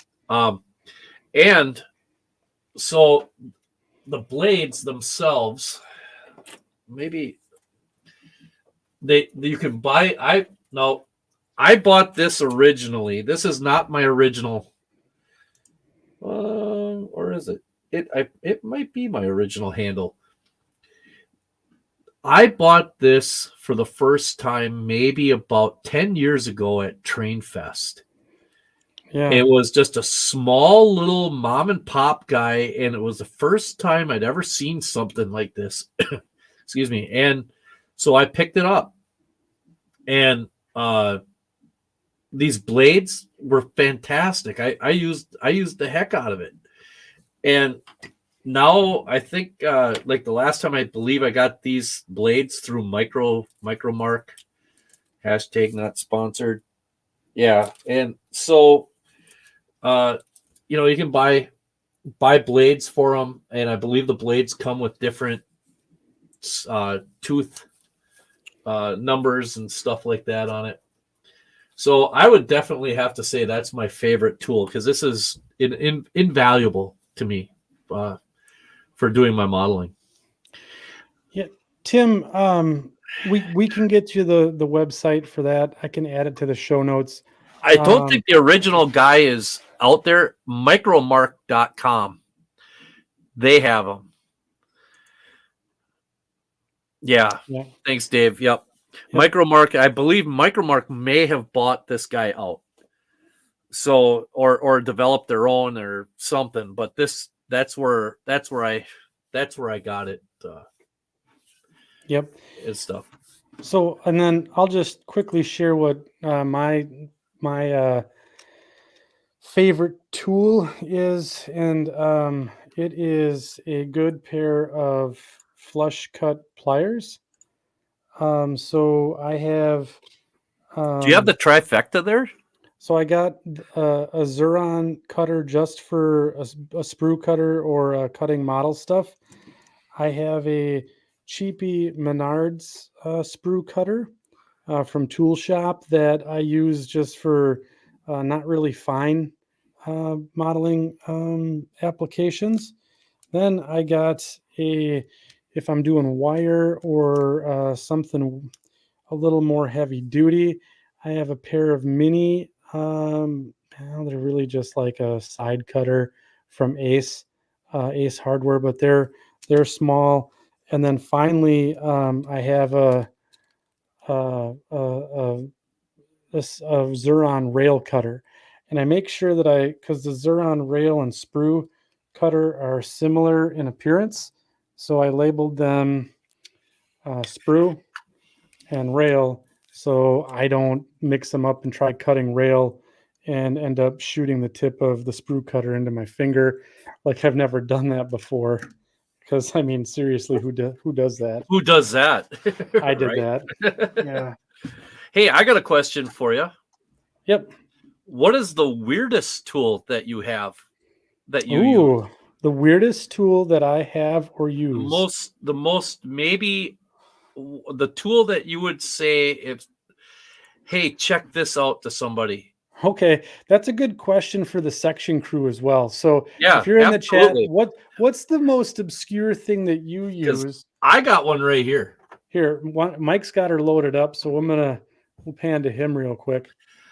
Last year, when I went to the modelers retreat in Minneapolis, or was it? No, I'm sorry, Ken Zeska. I apologize. I believe it's Plymouth, Minnesota.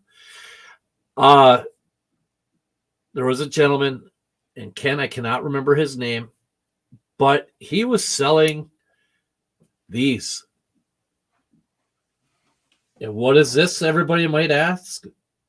Well, believe it or not, this is a miniature brake for bending brass. Whoa, that is crazy. So you just unscrew, there's an Allen wrench here. You just unscrew the Allen wrench, slide the Allen wrench right up, put your piece inside there, get it to where you want it to, and boom. Just, you might need to use a pliers in order to bring this up and square it up, and take this all the way off, and boom, you're done. You just made a 90-degree bend in your brass. And the whole thing is, the whole thing is 2.5 inches wide. That's it. Just a little miniature brake. And I would imagine this would probably work pretty good for bending styrene too, if you needed to. So that's my weird tool. That is your weird tool. So Split Rock says that those brakes are great for etched brass as well. Brass, yeah. That's Thomas, do you know who sold those at the retreat? He was right across from you at the last show. I for the life of me, I cannot remember his name, and I feel really bad because he was such a nice guy. So, but that's my weird little tool that I have. I don't have a weird little tool. I would have to say the most obscure thing that I have are homemade things like sanding sticks, and that's about it. I don't have anything else that's really terribly obscure. But that is correct, Thomas. Sorry, I didn't mean to interrupt. That is correct. No. That's who it is. Lester Brewer. Yep. And then MRL Train says, well, if we're going to get on it, who is your favorite tool? And I I know mean, who mine is. yeah, yeah. We're not going to say who No, MRL trains. We're not going to say who our favorite tool is. I know who my new one is. Wink, wink, nudge, nudge. Say no more. Okay, but on the tool organizer front, just a couple things. So I have some on the homemade bit here. So I made these basically out of scrap plywood. They're just tool holders, right? Yeah. Similar to your magnet bar, right? I got 2 scrap pieces of 3/4, and I drilled out the ends for putting screwdrivers and files and knives and all those things in. And these things work great. If you don't want to invest a lot of money and you got some scrap wood laying around your workshop, you can also build a pliers holder, right? Ooh, Pretty fancy. basic. It's 3/4 inch plywood here. Spare no expense at the Static Grass Gun, Tom Wilson. Yeah, that I think that's my most obscure tool as well, because when I flip it on, the lights dim, my teeth start to chatter, and like all my hair stands up on end. So I know it's working. So yeah, I'm gonna go with Tom Wilson and say my homemade my Luke Town special didn't turn out so good. So yeah, that's my most obscure tool. That's But awesome. these little things here. So I just have a dowel in between, literally a couple 3 pieces of plywood screwed together, and then let's do another live demo at our own peril here on live TV. You can see you can have all of your sprue cutters nicely organized, just like that, hanging up on your homemade tool rack. So I think those are the options that I want to bring to the table in terms of organizing your workbench. So yeah, it's pretty one other basic. thing, one other thing for organizing your workbench that just happened. We both have it, and neither one of us have mentioned it. And I bet you almost everybody in the chat has got this also. I'd be guaranteeing it. Pegboard. Oh yeah, pegboard. Pegboard. It's. I mean, I've got it on a wall over here on my right. I've got it some on the left. I've got it, staring and some tools over here, and I've got parts and pieces off to the side. It's pegboard. It's easy to put up. It's, very versatile. Yeah. You can get all sorts of different attachments for it. So yeah, pegboard's another thing. I was just sitting there looking at it. I'm like, oh yeah, it's totally there. Yeah. Yeah. All right. So speaking of workbenches, yeah, yeah, that's enough about us. That's enough about us. I think it's time to look at what the section crew's been working on. Oh, So I tell you what, I've been drooling over this. You've been looking at some of them already? I tell you what, there's some pretty good ones out there. Yeah. Oh man. So let me see here. We'll cue up the Greasy Meat Hands band here, and they'll lead us into our next segment.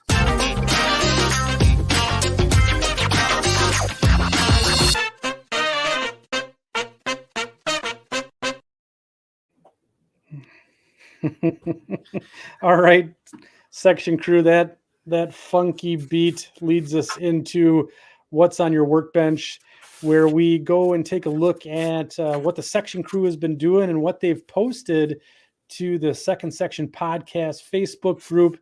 Again, if you're not a member, it's pretty easy to sign up. Got to answer a couple questions now so I can keep the riffraff out, and then you're into the community of some really good modeling awesomeness. And I'm going to go ahead. We're hashtag not prepared here at Second Section, but I'm going to throw it up onto the Facebook page here. So this is the Second Section Facebook page. And before every podcast, I go ahead and throw up a call for what's on your workbench. So tonight we're going to take a look down here. This is what I had posted. This is just a random shot of my workbench in all of its glory. And it looks like we have 55 comments that we have to get through this evening. So first on the agenda, here we go. Greg Gay, helping my daughter with Miss Betty's Diner for her module. It will be at this year's Amherst show. Outstanding. Whoa. Yeah, that's coming up in January, if I remember right. That is coming up in January. So look, so a couple of the workbench tools and organizers here. We got a nice lazy Susan here. You know, just your basic old plastic cup for pens and pencils and stuff like that. That's something we can bring out. You can see here, boy, the green mat is weathered pretty well here. His cutting mat has seen better days. Greg, this is a war-torn mat. It looks pretty rough. He's got the helping finger helping thing hands. The helping hands. Yeah, that's another good tool that we can bring on. And you know, he still has plenty of space here for another project. I think. I will say this much though, he's got a red Solo cup with some kind of liquid in it. Yep. And that's a good start. Yep. Nice labeling of his parts here. Well done, Greg. Says if we're starting the show, what's on your workbench. That's with this one. That's a pretty high bar. Yeah, it entry. is. So Michael Shanky here on my workbench. Let's see what we have. On my workbench is your post on what's on your workbench. 3 SD40-2s I weathered, and I'm currently working on an Atlas GP38, doing the anti-skids on the roof with decals from Circus City, hashtag not sponsored. Ditch lights to follow soon, slowly making some progress. Because of said progress, it has made my workbench a mess. Look at him. Not too long ago, he was terrified to try weathering. Yeah, and he's doing a fantastic job. He's doing awesome at it. Well done. Nice job. Look at this. He's got some Monroe, looks like Monroe powders here. We got some, looks like some taco sauce off to the side. And man, that looks like the second section Facebook page in the background. Extra points for that, Mike. And then look at the top decks on these SD40-2s. They're looking really good. Well done. Yeah, you're doing a great job. His workbench looks like it's solid oak too, and I just love that. I love good woodworking. So. Looks like it's a drop leaf end table of some sort, actually. It's very nice. It's very pretty. Very well done, Mike. Okay, Clem Harris, here we go. Working on a filler car. It's a 48-foot 5-packer, not many, if any, left. All were cut up to make the 40-foot wells. Clem, look at you go here. He's got taco sauce in the background, as you can see there. Even though he lots of open space there. Lots of open space. Looks like he's got a conventional cutting board here from like my kitchen. I think I have this one in my kitchen here. Yeah. So never thought about using one of those. That's awesome. Yeah, it's a good use there, and the models look great, Clem. Well done. All right, on to the next one here. Jason, I believe those might be N scale too. If I remember. They are. I think so. Yes. Woo! Oh, nice picture. Jason Clark just finished this Alco S1 from the workbench to the layout today. We have a Chicago Great Western S1, and boy, doesn't this scene just scream Midwest? Oh goodness! You nailed it. From the house behind the locomotive itself is fantastic. This is a really, really good. Nicely done with the transitioning of the photo backdrop to the foreground layout portion. That looks pretty decent. Well done. What can you say about that? That's great job, Jason. Joe DeLuso says, I have nothing at the moment, but I'm putting together a project that hopefully I can start before the end of the year, and it has something to do with this car here. And looks like we're looking at a BKTY former UP boxcar. Oh, brand spanking new. Brand spanking new. Is that what Yeah. BKTY stands for? Brand? No. BKTY was a reporting mark that the Katie used to use. So that's a Katie reporting mark. But these Really? boxcars, these boxcars in particular are brand spanking new. I just had one in Manitowoc, but it was a Union Pacific one. Yeah, it's a pretty sharp looking car. It's like almost like a waffle or a waffle exterior post car. Yeah, they're a rather interesting car. They're big. They're 60-foot boxcar, but they are They're big. They're big. they're Carl big. Henderson working on changing over the wheel sets to run on code 55 and N scale. Nice little setup here. Oh, it's a lot of wheel sets there that you looks like you've gone through already. It's got a covered Wow. hopper here with the trucks off. Work is being done. Workbench is relatively clean. Nice usage though of a box with the foam in it for putting your models in. That's a good way to protect your models. Thanks, Carl, for sharing. All right, Kenny Ravenscroft. My workbench is actually somewhat clean right now. Been doing a bunch of work on the layout, so I have everything scattered out there. Look at this work center he has here. This is really organized. How many people work for you? Oh my God, he has two separate workstations. Two different stations. Look at this. Holy cows. Nice spray booth there with the ventilation on the back end. Cutting mats all cleaned up. Oh my God, he's got some power sander here. Looks like a hot foam wire cutter in the foreground. I see, oh my God, very well organized. Nice use of the shelving and the vertical. Ooh, I see. Is that a scroll saw or a foam cutter? I'm going to guess that's a hot wire foam cutter. Kenny, if you're out there tonight, let us know. I think that's a hot wire foam cutter. Cool. Yeah.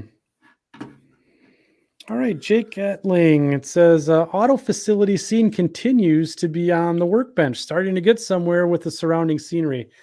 This is really cool, seeing this transform from show to show, and how it basically started as just a mock-up, and now it's really starting to take shape, like the weathering with some of the tire tracks on the concrete and asphalt there, and this is really starting to take shape. Nice job, Jake. Cool. All right, Tony Dixon.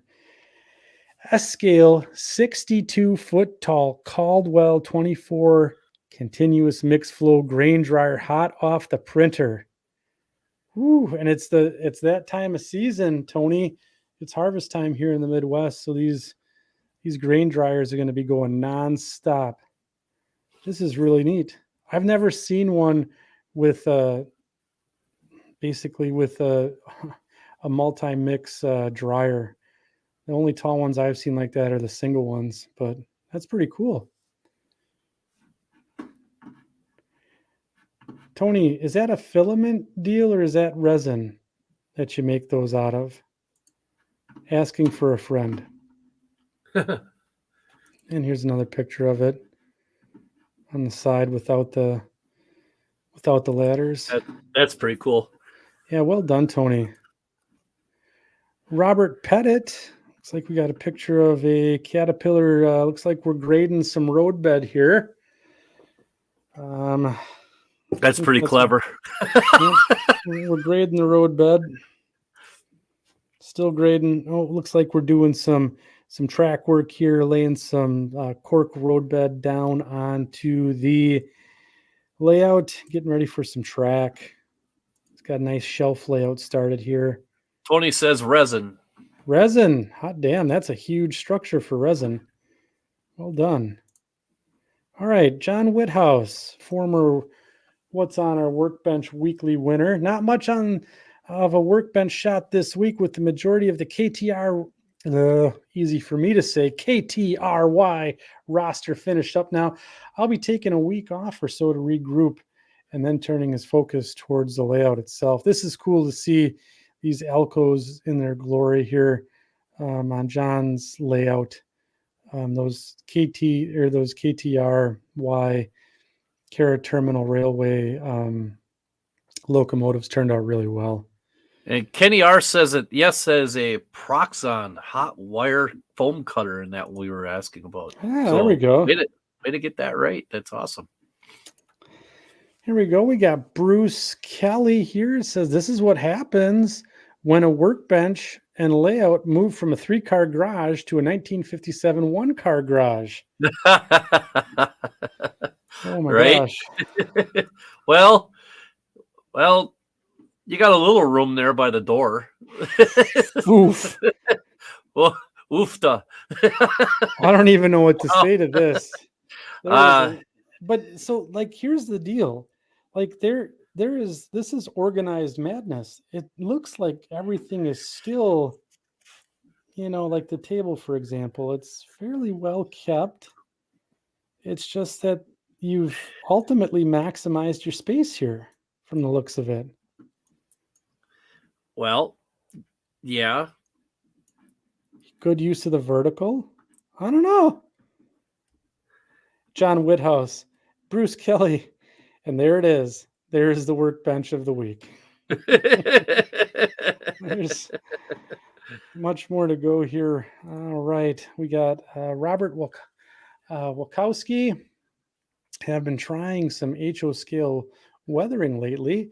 A bit of a step up from N scale for me. Finished the CP Sioux hopper and just starting on the Wisconsin Central engine. This is really, really good. This is I always nice weathering. I always like those WC SW 1500. Oh, yeah. Those are fantastic. I love them when the pine tree scheme is awesome. Yeah, he did. Look at the chipping on the roof there on top of the unit. That's a good job. That's awesome.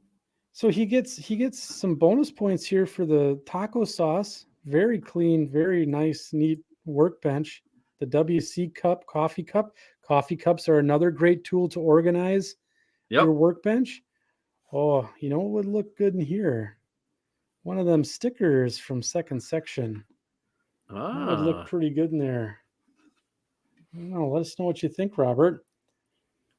Very nice. Good job on the weathering. He's got some close-up shots in there as well. Sal Natali. Here it says, not a lot on my workbench lately. Worked on organizing while I swap out couplers on engine and rolling stock. Put together this little coupler organizer so I have easy access and not a million packets of KD couplers everywhere. Yes, outstanding. This is another thing that we all should take note if we're KD coupler connoisseurs, is to have them all organized by their number and type. All the little springs set aside, draft gearboxes, and the couplers themselves. This is really good, Sal. I actually have this right here. Same thing as what I suppose you're not. I have a box, same kind of box that he's got. Yeah.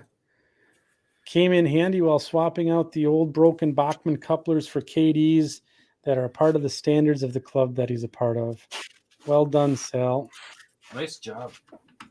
Mm-hmm. Good tip for the team.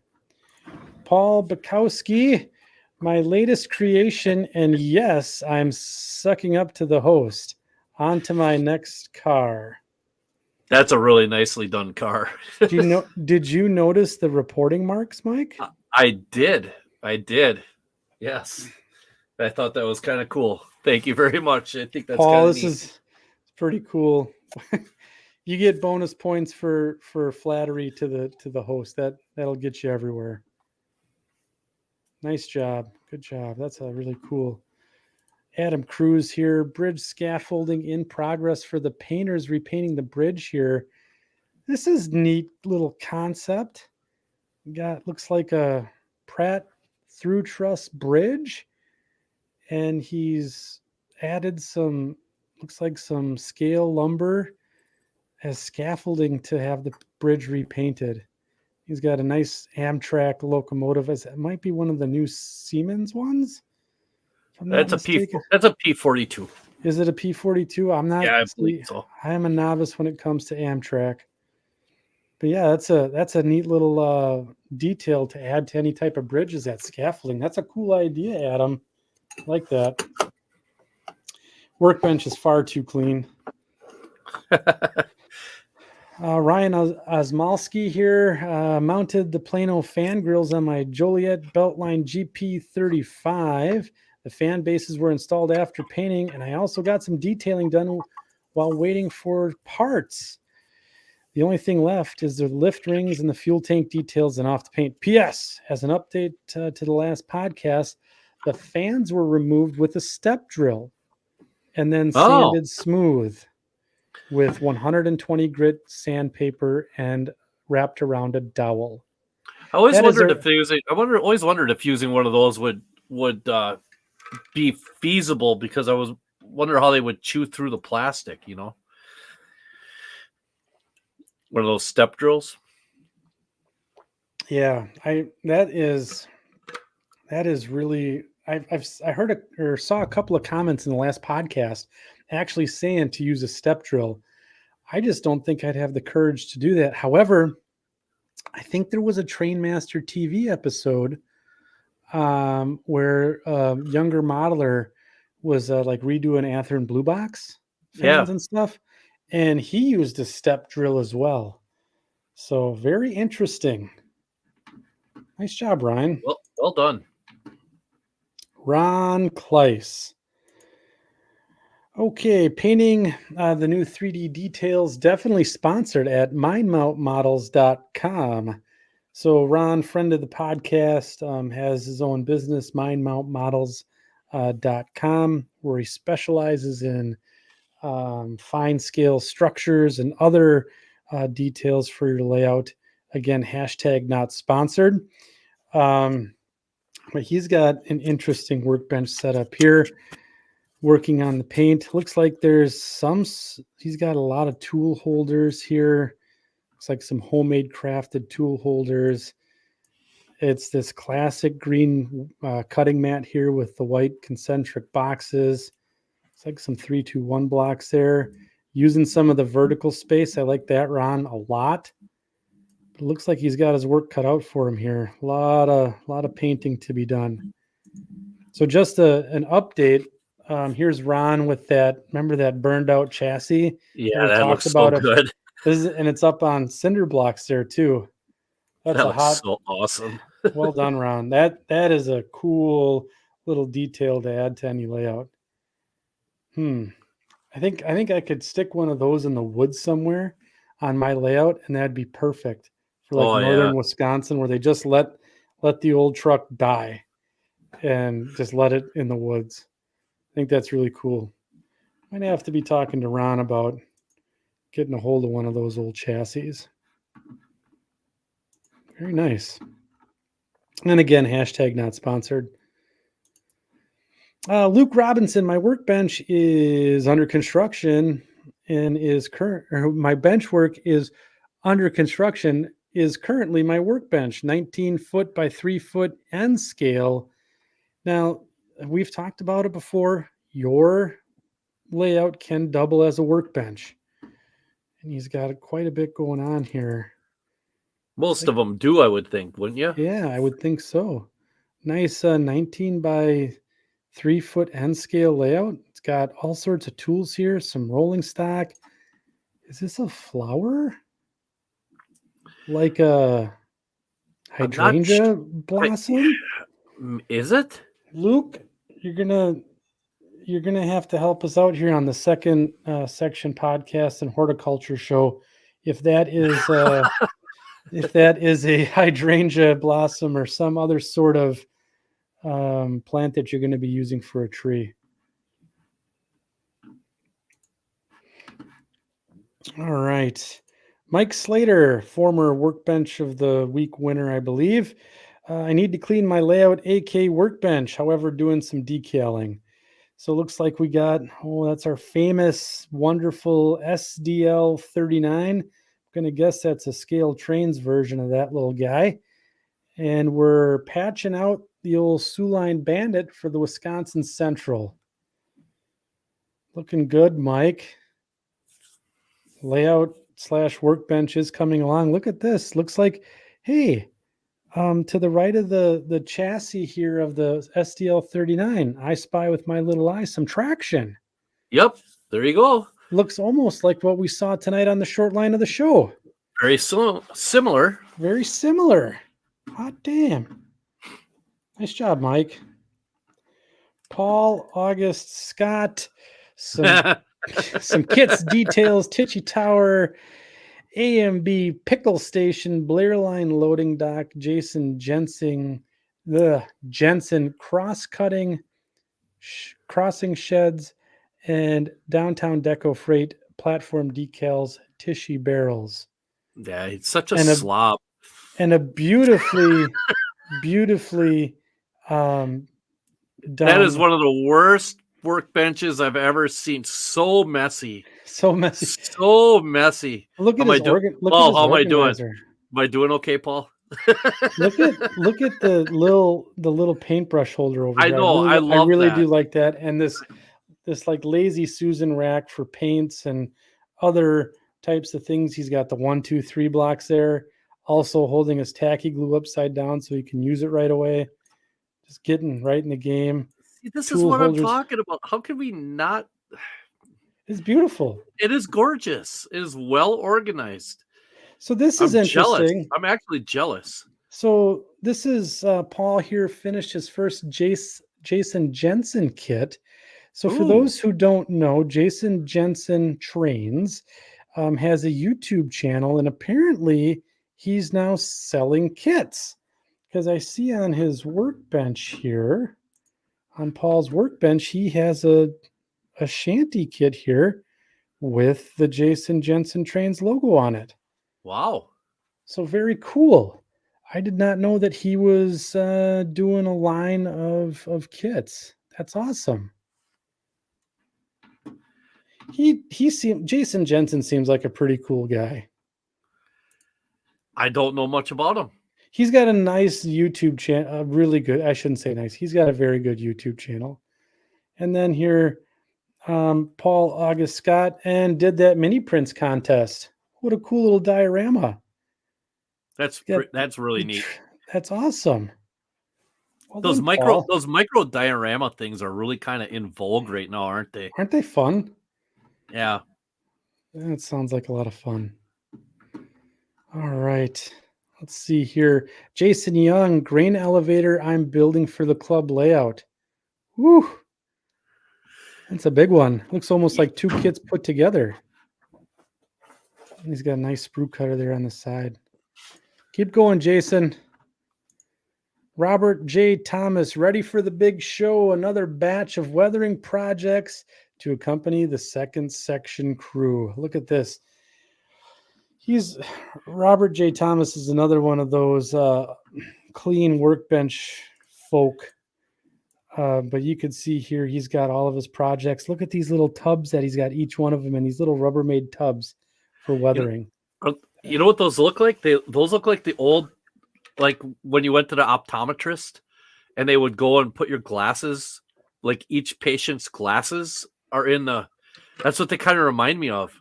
Because I've never seen anything like that from Rubbermaid. That's awesome. Really cool. Where did he get those? I don't know. If you're floating around, let us know where you got those. That's really cool. One thing to draw attention to, I'm going to give him bonus points for this, not just the second section here, but he's got, is that Paul Cassar's? It is. Logo for his shelf, HO scale shelf layout. Yes, it is. The Riverbelt line on a coffee mug? Question mark? Very good. And then one other one here. This is Robert J. Thomas regarding organization opposite of his workbench. This is fantastic with the built-in here. I really like that. Wow. I need that. That's pretty cool. That looks fun, doesn't it? Yeah. Yeah. Look at the boy. He's got a spot right here for the second section. Yep, right in there. between the AML and the around the layout. Boy, that second Yep. section sticker would look really good right there. Would look perfect right there. Boy, that would look good. All right. Thanks, Robert. All right. Let's see what we got here. Darren Umaloft here. This was on my workbench in quotation marks. Finally finished it. He's got a little video of it here up and running. Let's see, minute 30 in. Is that a garden railway? That is a garden railway. Look at that. White pass. Oh, that's cool. I suppose I could make it bigger so everyone else can see it too, huh? Wow, that's pretty neat. Well, his garden's hanging on real nice. I wonder if Darren lives around here in the Midwest.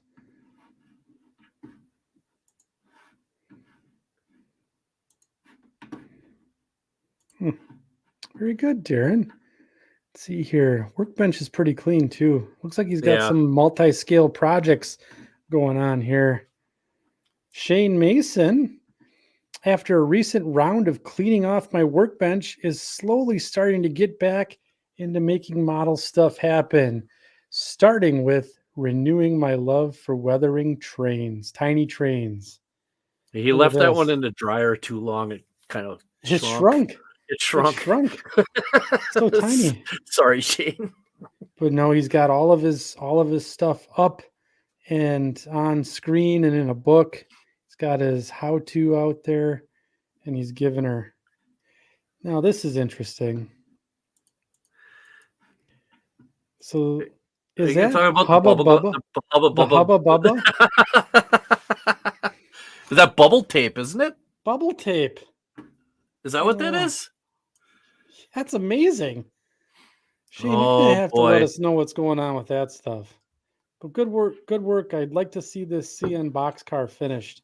He probably has something that he doesn't want Brooke to know that he has inside that bubble tape thing. So Nick Santo here posted a YouTube looks like video here on YouTube LED brightness. So we'll have to, I said just an answer. So we'll have to ask him what that's all about. Dennis Carroll here. Look at this. He was talking about the Tamiya weathering with isopropyl alcohol. And my layout is my workbench at the moment. And he used hull red and flat brown and a bunch of isopropyl alcohol. And he said it worked out real nice. And it looks real nice from here. That looks really, really good. Yeah. Well done, Dennis. Dennis, is that going to be on your next YouTube video? Let us know. Chris Hiley, custom mixing tie paint for the yard. See example in the reply below. So it looks like we got a whole bunch of acrylics here. Got the palette going on. Oh boy. Oh, that looks Chris, good. That looks good. Couple different methods of painting ties and rail. Looking good. All right. Some real good modeling going on here. Let's see. Philip Dimmer said nothing on my workbench at the moment, but here's an older shot of my main workbench before I painted most of the areas white and added the lights. Been getting things ready outside for the winter. I hear you there, Philip. Looking forward to jumping back into projects and trains running soon. Look at this. His workbench is very, very well organized. Everything's built in. Cool. Some BN power there on the bottom. I'll have to ask him what that's all about. Looks good. Eric Hall. Everything is a table workbench cleaning and servicing some things from his other hobby. Pinball machine. Look at that. That's pretty cool. Eric, I didn't know you... That's a neat hobby. Pinball machine was your hobby. Pinball machines were your hobby. That is awesome. Here's another one. Oh, man. That's got to be crazy. Refurbishing old pinball machines. It's going to be fun, though, once it all gets done, though, hey? Yeah. would think so. So I think Is that it? I think that's the last one here on what's on the workbench. Just make sure I've gotten through them all. I have one here. Oh, this is some good air. Some good radio right now. Here we go. I got one here from Ken DeBecke. Layout has been the workbench for the past couple of months, but street running scene, streets are getting close to being permanently adhered. It's good to see that the bus got out of the way of the train from the last episode that we had on here, Ken. I was really worried about the passengers on that bus, but it looks like they've cleared the grade crossing. So this is interesting. I haven't seen much modeling in the way of like street running before. This is a pretty cool scene that's shaping up here, Ken. It is very, very us- cool. We'll have to learn more about this and what's going on here. This is really cool. Thanks for sharing, Ken. Okay, so I think that's going to conclude what's on our workbench this evening. If I did miss some, I apologize, but I think we pretty much gathered everything. The comments are just streaming in here. I missed a whole bunch here. So, anyways, for all you folks out there who didn't get or didn't post tonight, go out to our Facebook page. Be sure to look up what's on, or be sure to join the Facebook group here, Second Section Podcast, and join the community. And we would love to have your entries in for what's on your workbench on the next show. Just a show note here for you guys before we tie down for the night. If you guys haven't subscribed to our YouTube channel yet, make sure you're doing that. Second Section Podcast. Click the subscribe button. That way, when we do have a live stream, if I'm late getting out the show details, I can get you guys notifications of that. And our goal for this year, for year one of the podcast, is to hit 1,000 subscribers. So if we could hit that milestone, and if we could get some help from you guys out there in the section crew, that would really be great. So make sure that you guys are subscribed. So anyhow, so Mike, as we come to a close here on this episode, any final thoughts about the workbench, or maybe going back and reminiscing about Iowa traction? If I had the time off, I'd head out there tomorrow. I just want to go. I want to go shoot that railroad so bad now. Yeah. I guess one of the things is we've said this before about a lot of different things. And your workbench should be no different. Keep your mind open to things when you're looking around. Like, you might walk past an aisle in a store, even in a grocery store, you might see something hanging. You know how sometimes they have little knickknacks hanging in the middle of the aisle and stuff like that, or between the columns and stuff. You might see something that was and trigger your mind, like a squeeze bottle or something like that, or whatever. You might be able to see something that you may be able to use on your workbench to help you out. And so, sometimes the non-traditional ways of going about doing things is just as good, if not better, than going about things the traditional way. So when it comes to your workbench, I think there is no wrong way to do it. I don't think. I don't think there really is a wrong way to set your workbench up. It's got to be for what you want to have. It's how it's best for you. Yeah, I think you're absolutely right. Right with that as well. Make sure that it works for you, and if it that's, and I've been tinkering with my workbench for a while now. If people tell you need this, you need this, you need this, you might not. So yeah, for sure. Mike Slater got a little has a good little comment here. Second section outing to Mason City. You never know. That would be a kind of a fun thing to do. And then let's see here. Getting some nice comments and feedback from Tim and Robert Thomas. Thank you again. You guys are what really make the show great.